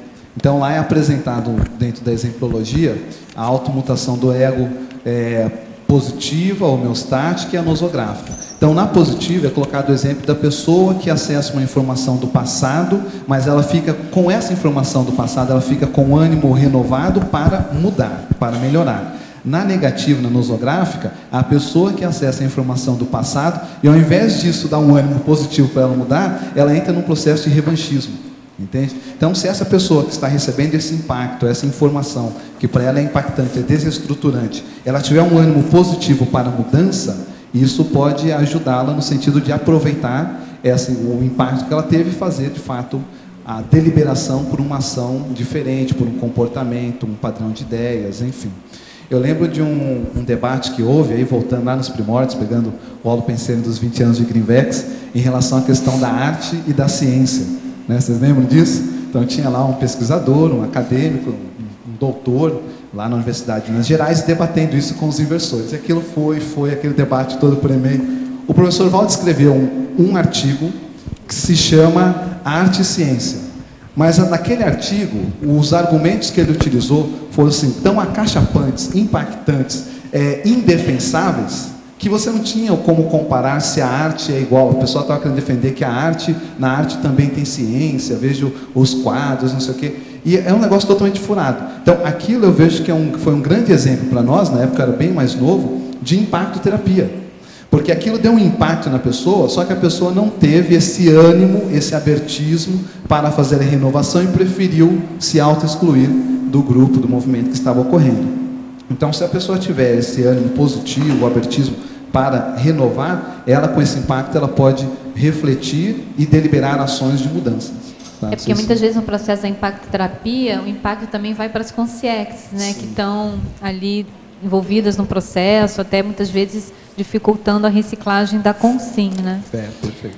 Isso já é multidimensional, né? E aí, aproveitando essa condição do ânimo que você colocou, na enumerologia, na página 39, na terceira linha, você coloca o estabelecimento da autodisponibilidade recinológica, né? Então, é bem isso, né? A questão do ânimo. Você teria outros elementos para que a gente possa acrescentar além do ânimo, para que fique caracterizada essa autodisponibilidade recinológica? Sim, a disponibilidade, esse foi até um dos primeiros artigos que eu escrevi lá no Jornal da Invex, escrevi sobre disponibilidade íntima. Ela é uma decisão pessoal, ela é íntima, né? Então, seja disponibilidade por gerar tempos, e olha um exemplo que eu vou dar. Muitas vezes os nossos colegas vão fazer um mestrado ou um doutorado, fala assim, puxa, agora estou sem tempo para fazer nada. E a pessoa se deixa engolir por aquilo e, de fato, ela fica engolida. Outras pessoas não, elas falam assim, eu vou fazer, mas eu vou continuar gerando disponibilidade para a Conscienciologia, eu não vou diminuir. Então, veja, isso é um nível de autodisponibilidade. Então, a pessoa ela está criando as condições. Da mesma forma, nós podemos criar condições para a nossa recim, que seria essa autodisponibilidade recinológica. Seja pelo ânimo, seja pelo processo de ir pesquisar, né, de se envolver com o assunto. Marcelo, tudo é um processo de inteligência. Isso, inteligência evolutiva. Tudo é um problema de inteligência. Eu tiro o meu chapéu para as inteligências. Uma delas é para a Kate Blanchard. Sabe por quê? Ela soube escolher o pretinho básico mais inteligente da paróquia. Tudo é um problema de inteligência. Estou certo? Estou certo? E eu soube escolher também a branca básica. Tem uma lógica terrível isso que eu estou falando. Tem ou não tem? Ela é obrigada a admitir. Viu? Marcelo, Diga. Gostaria que você discorresse sobre os exemplos pessoais da cronologia da recim. Os seus exemplos. Tá bem. Então eu vou falar aqui de eu até contei ontem um processo que eu passei, quando eu fui questionado em relação a essa disponibilidade para o voluntariado. Então eu estava lá em São Paulo, era voluntário junto com você, né? E aí a Cristina Queiroz, que era coordenadora na época, resolveu organizar melhor os horários. Então falou, olha, Marcelo, eu preciso que você venha aqui e diga que dia que você pode voluntariar e o horário. Eu falei, não tenho como. Não tem um dia que eu possa fixar. Mas esse sábado não pode? Não, não posso. Domingo não pode? Não, não posso. Bom, então vamos fazer o seguinte. Ela, com muita calma, ela falou assim... Fora de série. Super tranquila, ela falou assim, então vamos fazer o seguinte. O Instituto não vai sair daqui, nós precisamos do seu trabalho. Você se organiza, você vai ser afastado do voluntariado, você se organiza, depois você volta. Quando ela falou, você vai ser afastado do voluntariado, eu tive aquela sinalética, aquele pontinho piscou, ou seja, os amparadores estão aqui, vendo o meu posicionamento. Eu falei, não, então, não, boa ideia, né? Pensei, eu posso voluntariar no sábado pela manhã, mas eu só não posso no próximo, porque eu vou ter que fazer alguns posicionamentos. Ali eu fiz a minha escolha, ali eu fiz a minha decisão pelo voluntariado. Então, o que aconteceu? No outro sábado, eu fui para o meu treinamento, eu era jogador de basquete, jogava muito bem, por sinal. Não sou frustrado, como o Lócio falou. O Lócio falou que eu sou frustrado, por isso que eu vim fazer ProEx. Não, não sou, eu jogava muito bem. Aí, o que aconteceu? Técnico de basquete são sempre grandes, tem mais de 2 metros e falam berrando. Então, chegou no final do treino e falou, o campeonato está começando, os solteiros não podem faltar em nenhum jogo, os casados, um jogo sim, um jogo não. Alguém tem algum problema? Eu. Qual é o seu problema? Eu falei, olha, eu sou voluntário. É religião? Eu falei, não, não é religião, é uma ciência, mas eu sou voluntário, é importante para mim, eu não posso mais vir. Então você veja, foi em cima do lance, quando a Cristina falou, você vai estar afastado do voluntariado, que eu tive que fazer uma opção. Eu falei, o quê? Eu largo mão do basquete e vou fazer a minha ProEx. Tá, então esse é um exemplo. Isso foi no começo do voluntariado, quando você começou, no início. Quando o senhor vivia em Ipanema, que alterações energéticas o senhor percebia na cidade durante o carnaval? O que mudava na sua Teneves? Já teve alguma experiência extrafísica esclarecedora sobre esse período? Você ainda não viu o que eu escrevi sobre isso, não? Ele não leu. Que durante o carnaval eu saía do corpo antes. Então via que eles fazem, quando tem uma comoção popular ou alguma coisa de clamor público, existem determinadas trilhas energéticas que eles tiram os assediadores para o negócio não ficar pior, porque senão vira anomia. Por exemplo, o que está acontecendo na Síria é que já chegou a anomia. Então, é anarquia total. Então, para não acontecer anarquia, nessa época, eu saía do corpo para ver como é que era. Então, você estava num lugar, no centro da cidade, e conforme a situação, você entrava dentro de uma trilha. Eu, projetado, então era igualzinho em Consciex. Eu entrava dentro da trilha, quando eu vi, eu estava fora do rio, mas bem longe, às vezes lá para o interior, você está entendendo? Perto de Barra do Piraí, por aí afora, mas aqui instantâneo. você levava para lá. Então, isso era um trabalho extrafísico que eu vi que tem muito bem organizado para ajudar as cidades. Outras coisas também que eu vi, que eu relatei isso no Projeções da Consciência, eu falo sobre as reuniões que haviam, os processos todos. Agora, lá, durante o período que eu estava, porque nem sempre eu estava no Brasil, eu vivi em Ipanema há mais de 30 anos, mas viajei demais. Tinha época que eu passava mais da metade do ano fora do Brasil. Então, isso tudo a gente tem que dar um desconto na história. Mas, nos últimos tempos, eles fizeram lá a Banda de Ipanema. A Banda de Ipanema saía lá da General Osório, ia pela Prudente Moraes, até lá na outra praça, e depois vinha pela Visconde Pirajá. Então, eu via aquilo tudo. No fim, eu já sabia, porque a hora que fazia barulho embaixo. Eu lá em cima, no 14º andar, você está entendendo? Eu vi o barulho cá embaixo da história. Então, eu vi aquilo desde que formou, acompanhei as coisas. Agora, Ipanema era um dos melhores lugares para morar no Rio, né, de todos os lugares que havia. Isso aí é um fato, sempre foi. Mas, no fim também, já havia muito narcotraficante, muito barulho de foguete, aquela coisa, quando as drogas chegavam nas favelas, tudo isso se ouvia também lá. Mandavam fechar, né? A rua, às vezes o morro descia. Uma vez eu saí, eu me assustei, porque eu falei, é feriado, agora, hoje parece que tudo melhorou. Inclusive lá o Morro do Cantagalo já está todo acertado, tudo bonitinho, e também tem o metrô lá da General Osório. Poderia aprofundar na 4ª linha da parafatologia as lições discretas, porém irresistíveis, recebidas pela TENEPS. Poderia dar um exemplo pessoal? Um exemplo que eu dei foi essa do verbete, né? Esse verbete nasceu a partir de uma inspiração na TENEPS. Eu não sabia nem o que era exatamente, eu vi o caso, como se fosse assim, você ouviu o galo cantar, mas não sabe bem aonde. O mega assediador pode virar a hora que ele quiser, isso prescinde o tempo de burrice que ele fez nesse tempo. E eu fiquei com aquilo na cabeça e veio a palavra, a cronologia da Recim. Eu peguei, escrevi, anotei e deixei lá como um possível tema para estudo. Então, isso foi uma lição, né, para mim, e bem valiosa, porque é a minha estreia aqui de defesa do verbete a partir dessa inspiração. Em Mitologia, página 40, poderia explicitar melhor o mito da irreparabilidade na alta evolução? Observe que esse verbete tem muita sincronicidade com o de ontem apresentado pelo professor Pedro, ônus da decisão. Tem sim, o Pedro ele até cita um exemplo lá que ele fala sobre o profissionalismo autorreciclador, ressexológico. Então, esse profissionalismo que a gente precisa, vamos dizer, desenvolver, aprumar, qualificar, em termos de comportamento pró-reciclagem, pró-recim, pró-ativo, pró-ação, é que vai levar a esse processo. Ou seja, a pessoa começar a perceber que tudo o que aconteceu com ela pode ser retratado. Tem um outro verbete que se chama drama. Vale a pena essa pessoa ler o verbete drama, para entender que tudo que a gente passa aqui na vida, muitas coisas são dramas. Tem dramas que são maiores, tem dramas que são menores, fazem parte de uma espécie de um psicodrama, e que tem uma lição a ser retirada de lá. E dentro desse contexto, nós podemos nos tornar, vamos dizer, fazer outro retrato da gente, né? Que é a retratação, a reparabilidade dos nossos erros, omissões, enfim, desvios, e assim vai. Agora há pouco o senhor afirmou que o mental soma é o nosso corpo parapsíquico e a nossa mente é o nosso corpo intrafísico. Foi isso mesmo que eu entendi?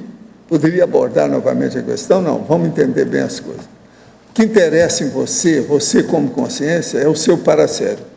Agora, o paracérebro, ele pode estar muito mergulhado ou pode estar superficialmente mergulhado. Então, o processo todo é esse. Quando ele está muito mergulhado, é a mente, é o processo que a psicologia estuda. Então, ela estuda o paracérebro amarótico, fechadão. Por quê? Não tem parapsiquismo. Agora, nós estudamos esse paracérebro sem muita profundidade no mergulho dele. Então, ele está mergulhado e, ao mesmo tempo, está fora.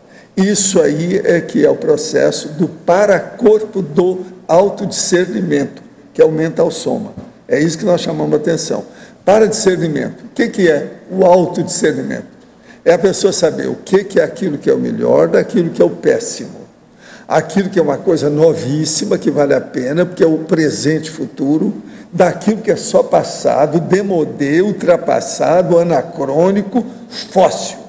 Então, esse discernimento, distinguir uma coisa da outra, é que eu venho falando há 60 anos. Mas é uma das coisas mais difíceis que tem. Todo mundo quer ficar com a boa vontade e boa intenção, e todo mundo vai morrer mais cedo, vai ser enterrado no cemitério por causa da boa vontade, da boa intenção. Agora, para viver mais, com autoconsciência, alcançar o completismo da existência, resolver, fazer a consecução da programação existencial que a pessoa escolheu, às vezes é preciso de ter mesmo, antes de tudo, discernir, distinguir, saber escolher, fazer a seleção das coisas. Essa seleção é o discernimento. Essa distinção é o discernimento. Isso aí, esse discernimento, ele, o mental soma. É o paracorpo do autodiscernimento. Se a gente for olhar isso, então muda tudo. Então, ficar só pelos seus atributos mentais não quer dizer nada. Sua emoção, sua imaginação, seu juízo crítico apenas da cabeça superficial, isso não resolve. Isso é boa vontade, boa intenção. Nós temos que ter discernimento acima disso, senão não adianta. Foi citado, pelo menos como compreendi, que o sensível não reflete a realidade. Exemplo dado para a mesa que é formada de átomos.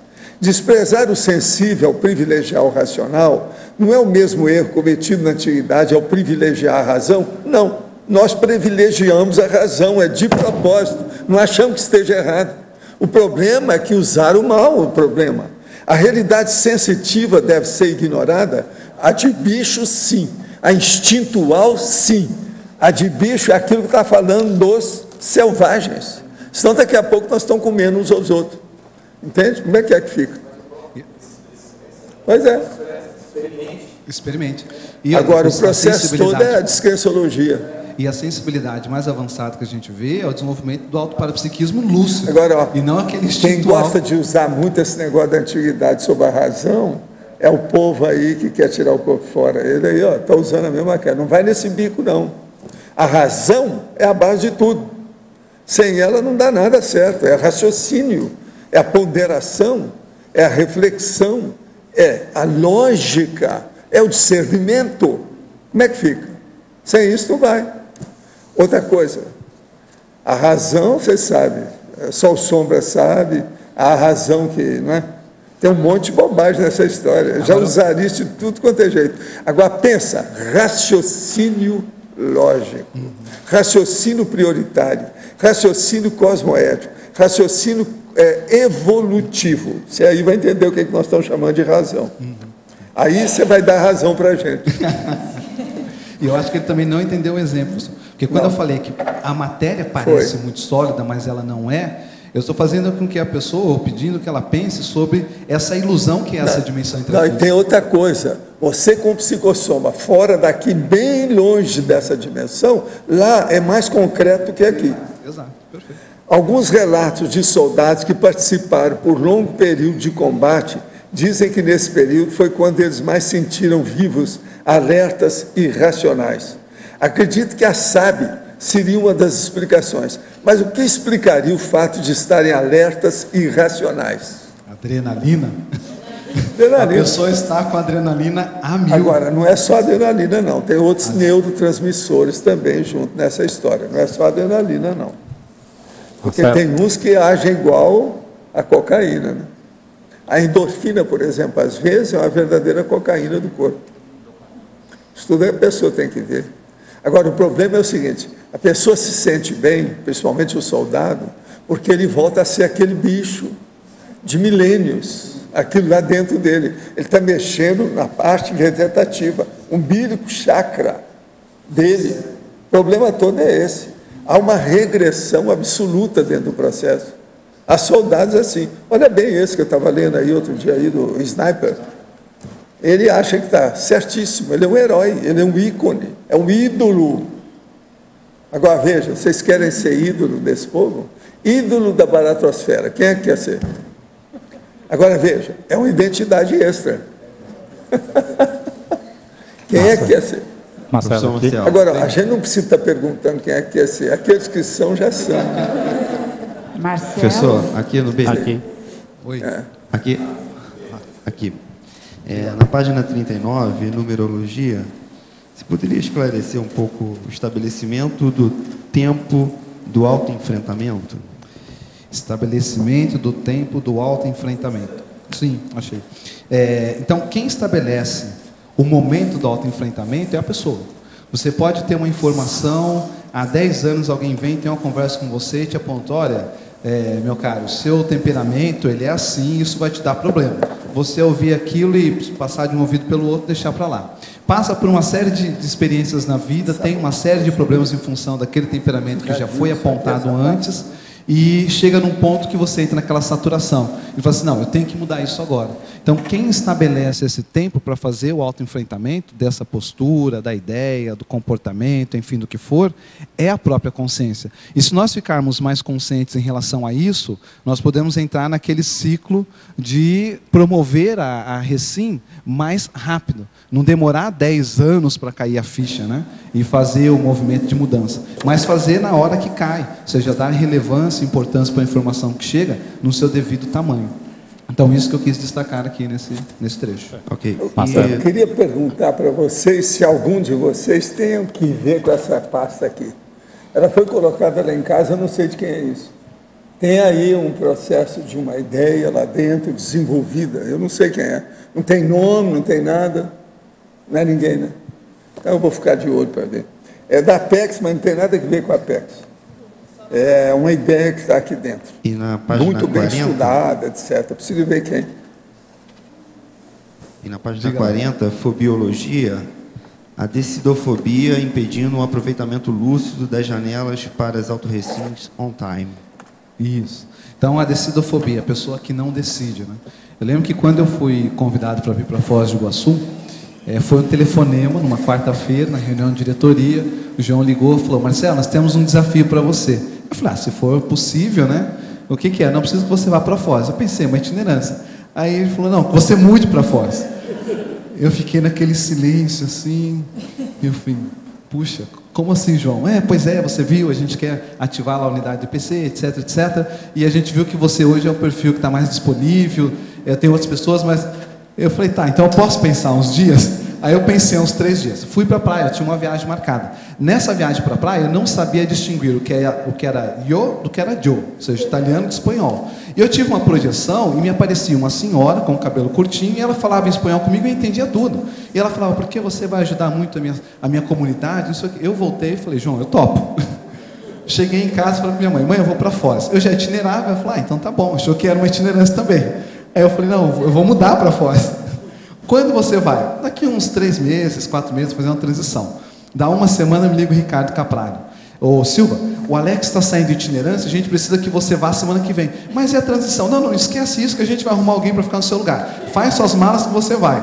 Voltei para minha mãe e falei, mãe, eu vou para Foz. Você já falou. Eu falei, não, mas eu vou semana que vem. Então, você veja, foi uma janela de oportunidade para eu fazer Recim. E eu não perdi essa oportunidade. Eu peguei e vim.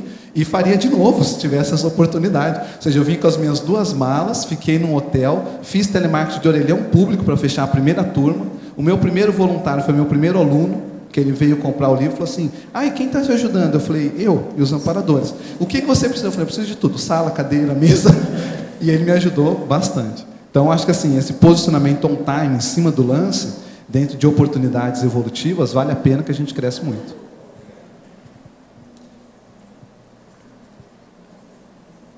Diga. Com relação ainda ao verbete de ontem, eu percebo aqui na fatologia, na sexta linha da página 39, a conquista da autoridade moral para a recomposição grupocármica. Eu queria que você ampliasse um pouco essa expressão. Ok. Vamos partir do princípio, né, vendo lá o exercício no balanço, de que nós criamos um grupo evolutivo, selecionamos, enquanto estava no curso intermissivo, uma família, um contexto, uma genética que fosse nos auxiliar. Dentro desse contexto, alguns elementos nós colocamos bem próximo, consanguíneo, para a gente não ter como fugir. Ou seja, é a grande oportunidade de você se retratar com aquele grupo. Só que, em relação àquele grupo, alguns elementos ainda mexem com a sua memória, porque você, no passado, talvez tivesse sido cúmplice, ou seja, fosse bem igual. Hoje você já está um pouco diferente, tem algumas ideias diferentes. Então, à medida que nós vamos implementando essas mudanças, sedimentando esse novo comportamento, esse novo ego, resultado do curso intermissivo, nós vamos conquistando autoridade moral para assistir aquele grupo do qual nós fizemos parte. E aí entra a questão do público-alvo da ProEx. Ou seja, você começa a se especializar a partir dos seus trafores, da sinergia dos seus trafores implementados ou usados, em determinadas coisas que vai te apontar um público-alvo que você tem autoridade moral para poder assistir. Então você começa a se especializar e ver qual é o público-alvo da minha ProEx hoje, qual é o nicho assistencial que eu vou atuar. Então, nesse sentido que eu quis colocar aqui a conquista, porque também não é chegar e falar assim, olha, eu tenho curso intermissivo, viu? Vocês me ouçam. Eu já falo assim, tá, e aí? Mostre pelos seus exemplos que a sua postura é mais madura. E ao mostrar pelo seu exemplo que é mais maduro, sem reivindicar do outro uma mudança, o seu exemplo vai arrastar. Ou seja, você vai ter autoridade moral. Princípio do exemplarismo pessoal. Tá? E isso, para assistir família, grupo karma, consanguíneo, é o que mais funciona. Não adianta você chegar com muita teoria, você tem que mostrar a mudança, resultado prático. E aí você tem autoridade moral para assistir aquele grupo. E, na verdade, é uma interassistência. Né? Foi bastante assistencial, inclusive, para mim. Marcelo, eu queria entender melhor...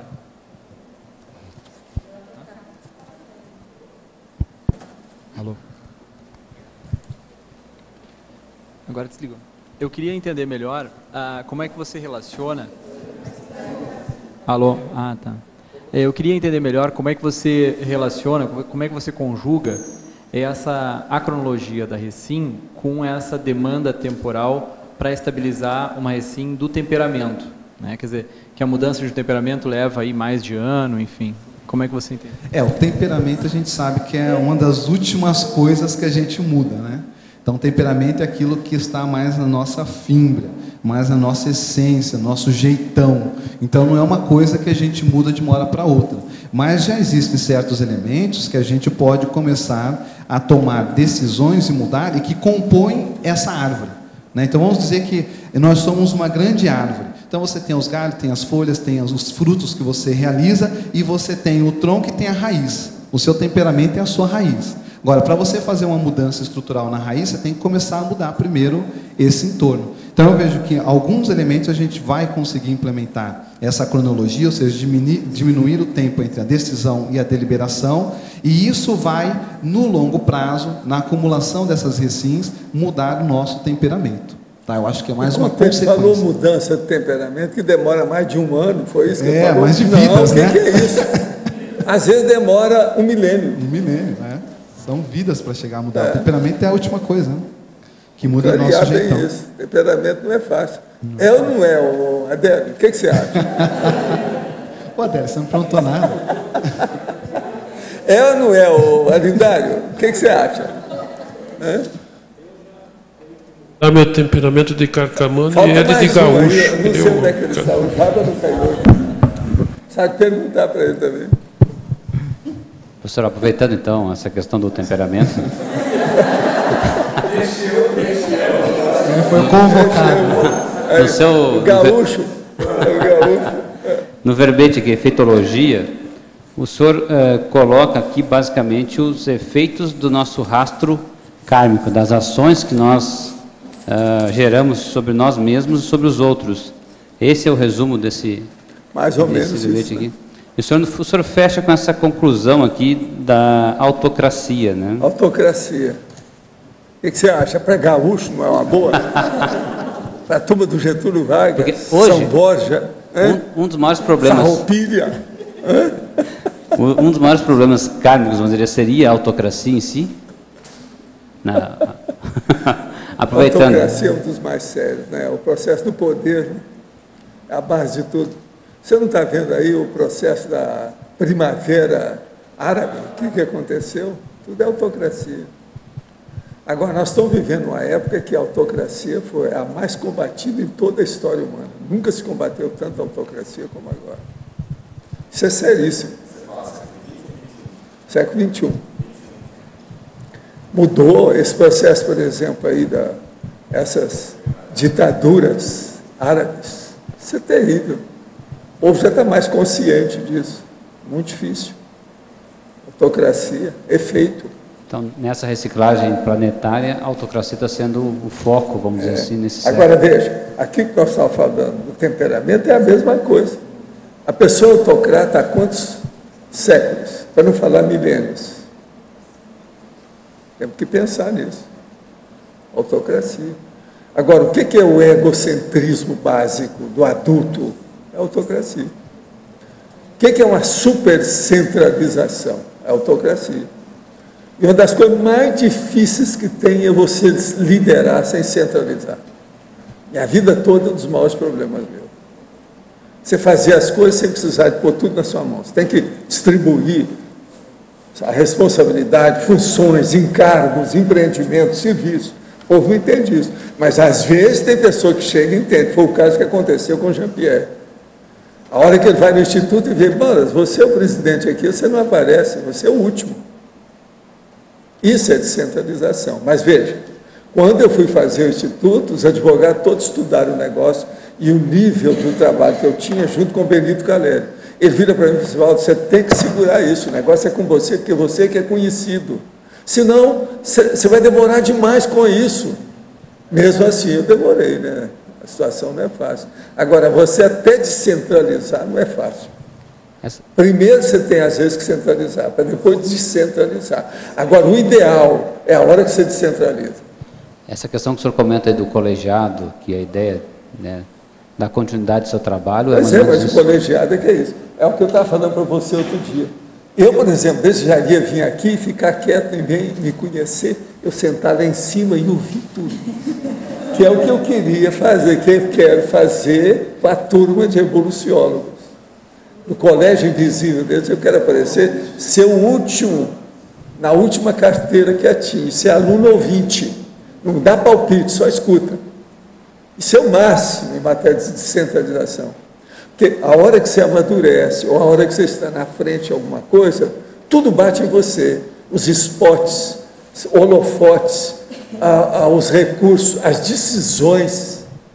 É duro o negócio. Tudo há uma convergência em cima de você. Vocês não ficam pensando. Eu, por exemplo, eu não me sinto bem com isso. Se eu pudesse ficar livre, eu ficaria. E é por isso que eu sempre tive gente que eu dava as coisas, não, vamos fazer, pega aí, vamos fazer. Agora, por exemplo, eu estou me sentindo, começando a ficar realizado com um assunto. Sabe qual? 128 coautores da enciclopédia. Quer ver se eu chego nos 500. Pois é, vamos ver como é que faz isso. Isso é seríssimo. É descentralização. Isso é a desautocracia. Entendeu o que quer dizer? Agora, ó, é duro, gente. É muito difícil. Por quê? A liderança exige a centralização, até um certo ponto. Qual o percentual? Varia. Você está começando a liderança agora ou está já prolongada, antiga, assentada? Tem que ver isso tudo, tem que ver o problema do entorno. Agora, aí é aquilo que eu falei para ele, que eu estava estudando lá, o problema do primeiro escalão, segundo escalão, terceiro escalão, quarto escalão. Isso é seríssimo para a gente estudar como é que é. Porque cedo ou tarde não pinta só o líder. Tem o grupo. E vem aí as ondas da mosca. Entendeu? Daquele alvo, o target. São círculos de... Entende? Então, isso agora aqui, por exemplo, nós já temos muita gente. Agora, é muito engraçado, já teve gente que depois que eu falei aqui sobre o processo do colegiadologia, teve gente que falou assim, Valdo, mas é isso que precisava. Você colocou a luz dentro do assunto. Ah, dormi bem aquele dia.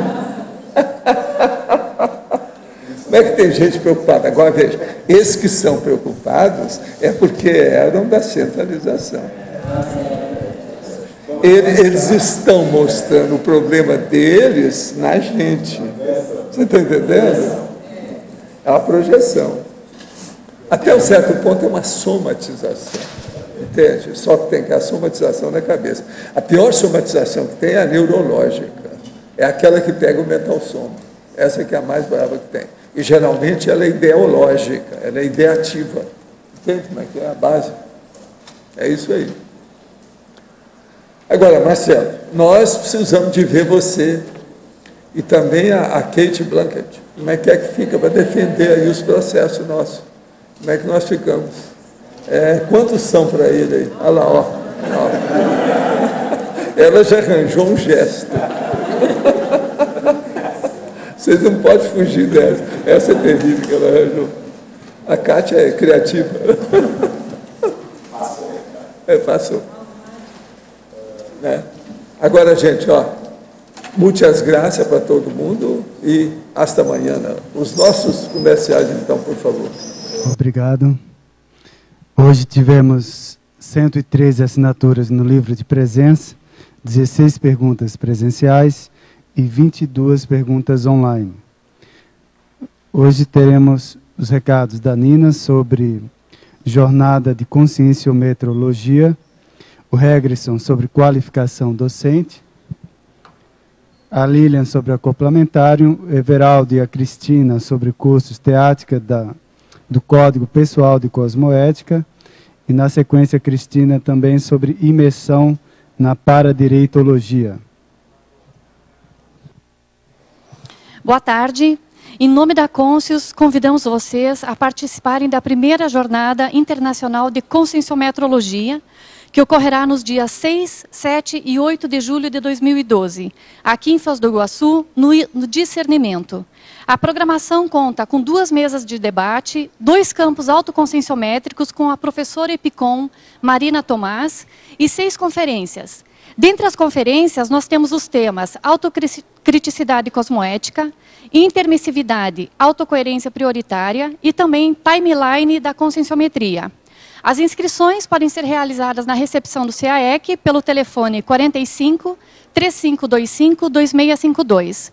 Maiores informações vocês podem encontrar no site da Conscius, www.conscius.org.br.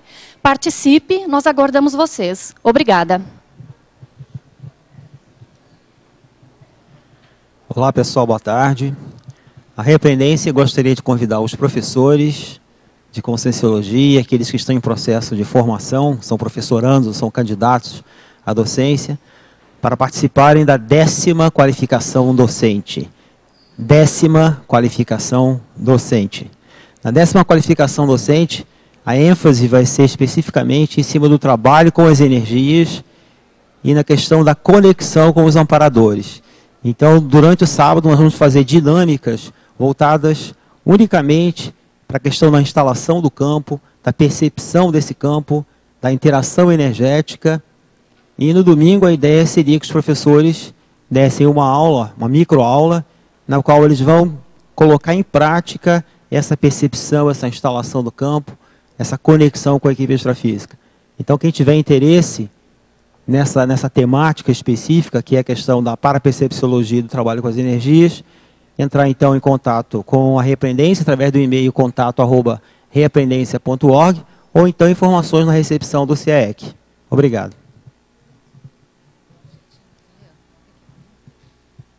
Gente, boa tarde. Nós gostaríamos de convidar vocês para um evento que ocorre em parceria do Colégio Invisível da Paradireitologia com o CAEC no mês de março, que é a imersão na paradireitologia.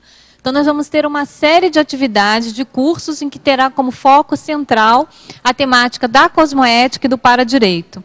Na sexta-feira, dia 2 de março, nós vamos ter uma palestra com o professor Regresson Alves e com a professora Adriana Rocha, uma palestra gratuita, que eles vão falar sobre jeitinho brasileiro versus flexibilidade cosmoética. Fala um pouquinho do jeitinho brasileiro para a gente. Na verdade, eu fiz uma dissertação de mestrado em cima da linguagem do jeitinho brasileiro. Então, teoricamente, eu sou mestre em jeitinho brasileiro. Mas não quer dizer que eu dê jeitinho brasileiro. Eu fiz um estudo em cima da linguagem. Então, essa questão do rapidinho, né, que a gente fala muitas vezes, estaciona o carro em fila dupla e, de repente, a pessoa fala, não, é rapidinho, eu só vou ali dentro e já volto. Isso é um jeitinho brasileiro. Ou seja, esse é um mecanismo linguístico que a pessoa usa para burlar, de alguma maneira, a lei. Então, a ideia é a gente mostrar, quer Quer dizer, a gente vai falar sobre a questão da flexibilidade, da cosmoética e o tipo de linguagem que subjaz, por trás disso aí, né, a questão do jeitinho da ilegalidade. Então, essa atividade é uma atividade gratuita que acontece dia 2 de março, que é uma sexta-feira, de 15 às 18 horas. E na sequência, nós vamos ter uma série de outras atividades também, nessa imersão na paradireitologia, incluindo uma imersão laboratorial, em que vai ser discutido o tema anticonflitividade. E esse tema anticonflitividade vai estar inserido também no acoplamentário, que vai ser dado nos dias 16 a 18 de março, com a temática também do paradireito, em que somos epicons. Eu, professora Acir Alves e a professora Kátia Aracaki. Então, falando um pouco do acoplamentário, então, nesse momento, a gente vai discutir um pouco mais da questão do paradireito, como que cada um de nós pode ajudar na assistência entre consins, consciexes, né, respeitando aí a questão do direito de cada consciência. Então, todo esse tema, essa temática, juntamente com a ferramenta do parapsiquismo, vai ser debatido com os professores epicons no acoplamentário. Então, a gente convida todos vocês a fazerem as inscrições mais breve possível, porque a gente está caminhando bem rapidamente, né, com as inscrições no acoplamentário. Então, quanto antes a gente se organizar para fazer esse laboratório assistencial, melhor vai ser, vai potencializar a assistência para essas consciências. Então, todos vocês estão convidados. E dentro da sequência aqui dessa imersão no Paradireito, nós vamos ter, entre o dia 23 a 25 de março, o primeiro módulo do curso Teáticas do Código Pessoal de Cosmoética. Esse é um curso inédito aqui em Foz do Iguaçu, é um curso em 2 módulos, o primeiro módulo agora no mês de março e o outro no mês de maio, em que o aluno vai ter a oportunidade de aprofundar a questão da cosmoética sob o ponto de vista técnico. Então, um curso de vagas limitadas, são apenas 20 alunos, e o aluno vai ter a oportunidade de trabalhar a questão do posicionamento quanto à cosmoética, a ampliação da autocriticidade. Maiores informações, por favor, entre em contato com o CAEC. Obrigado.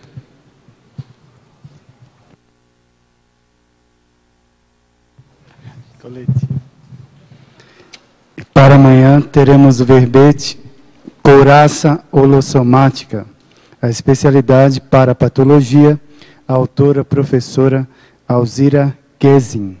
Obrigado pela sua presença e até amanhã.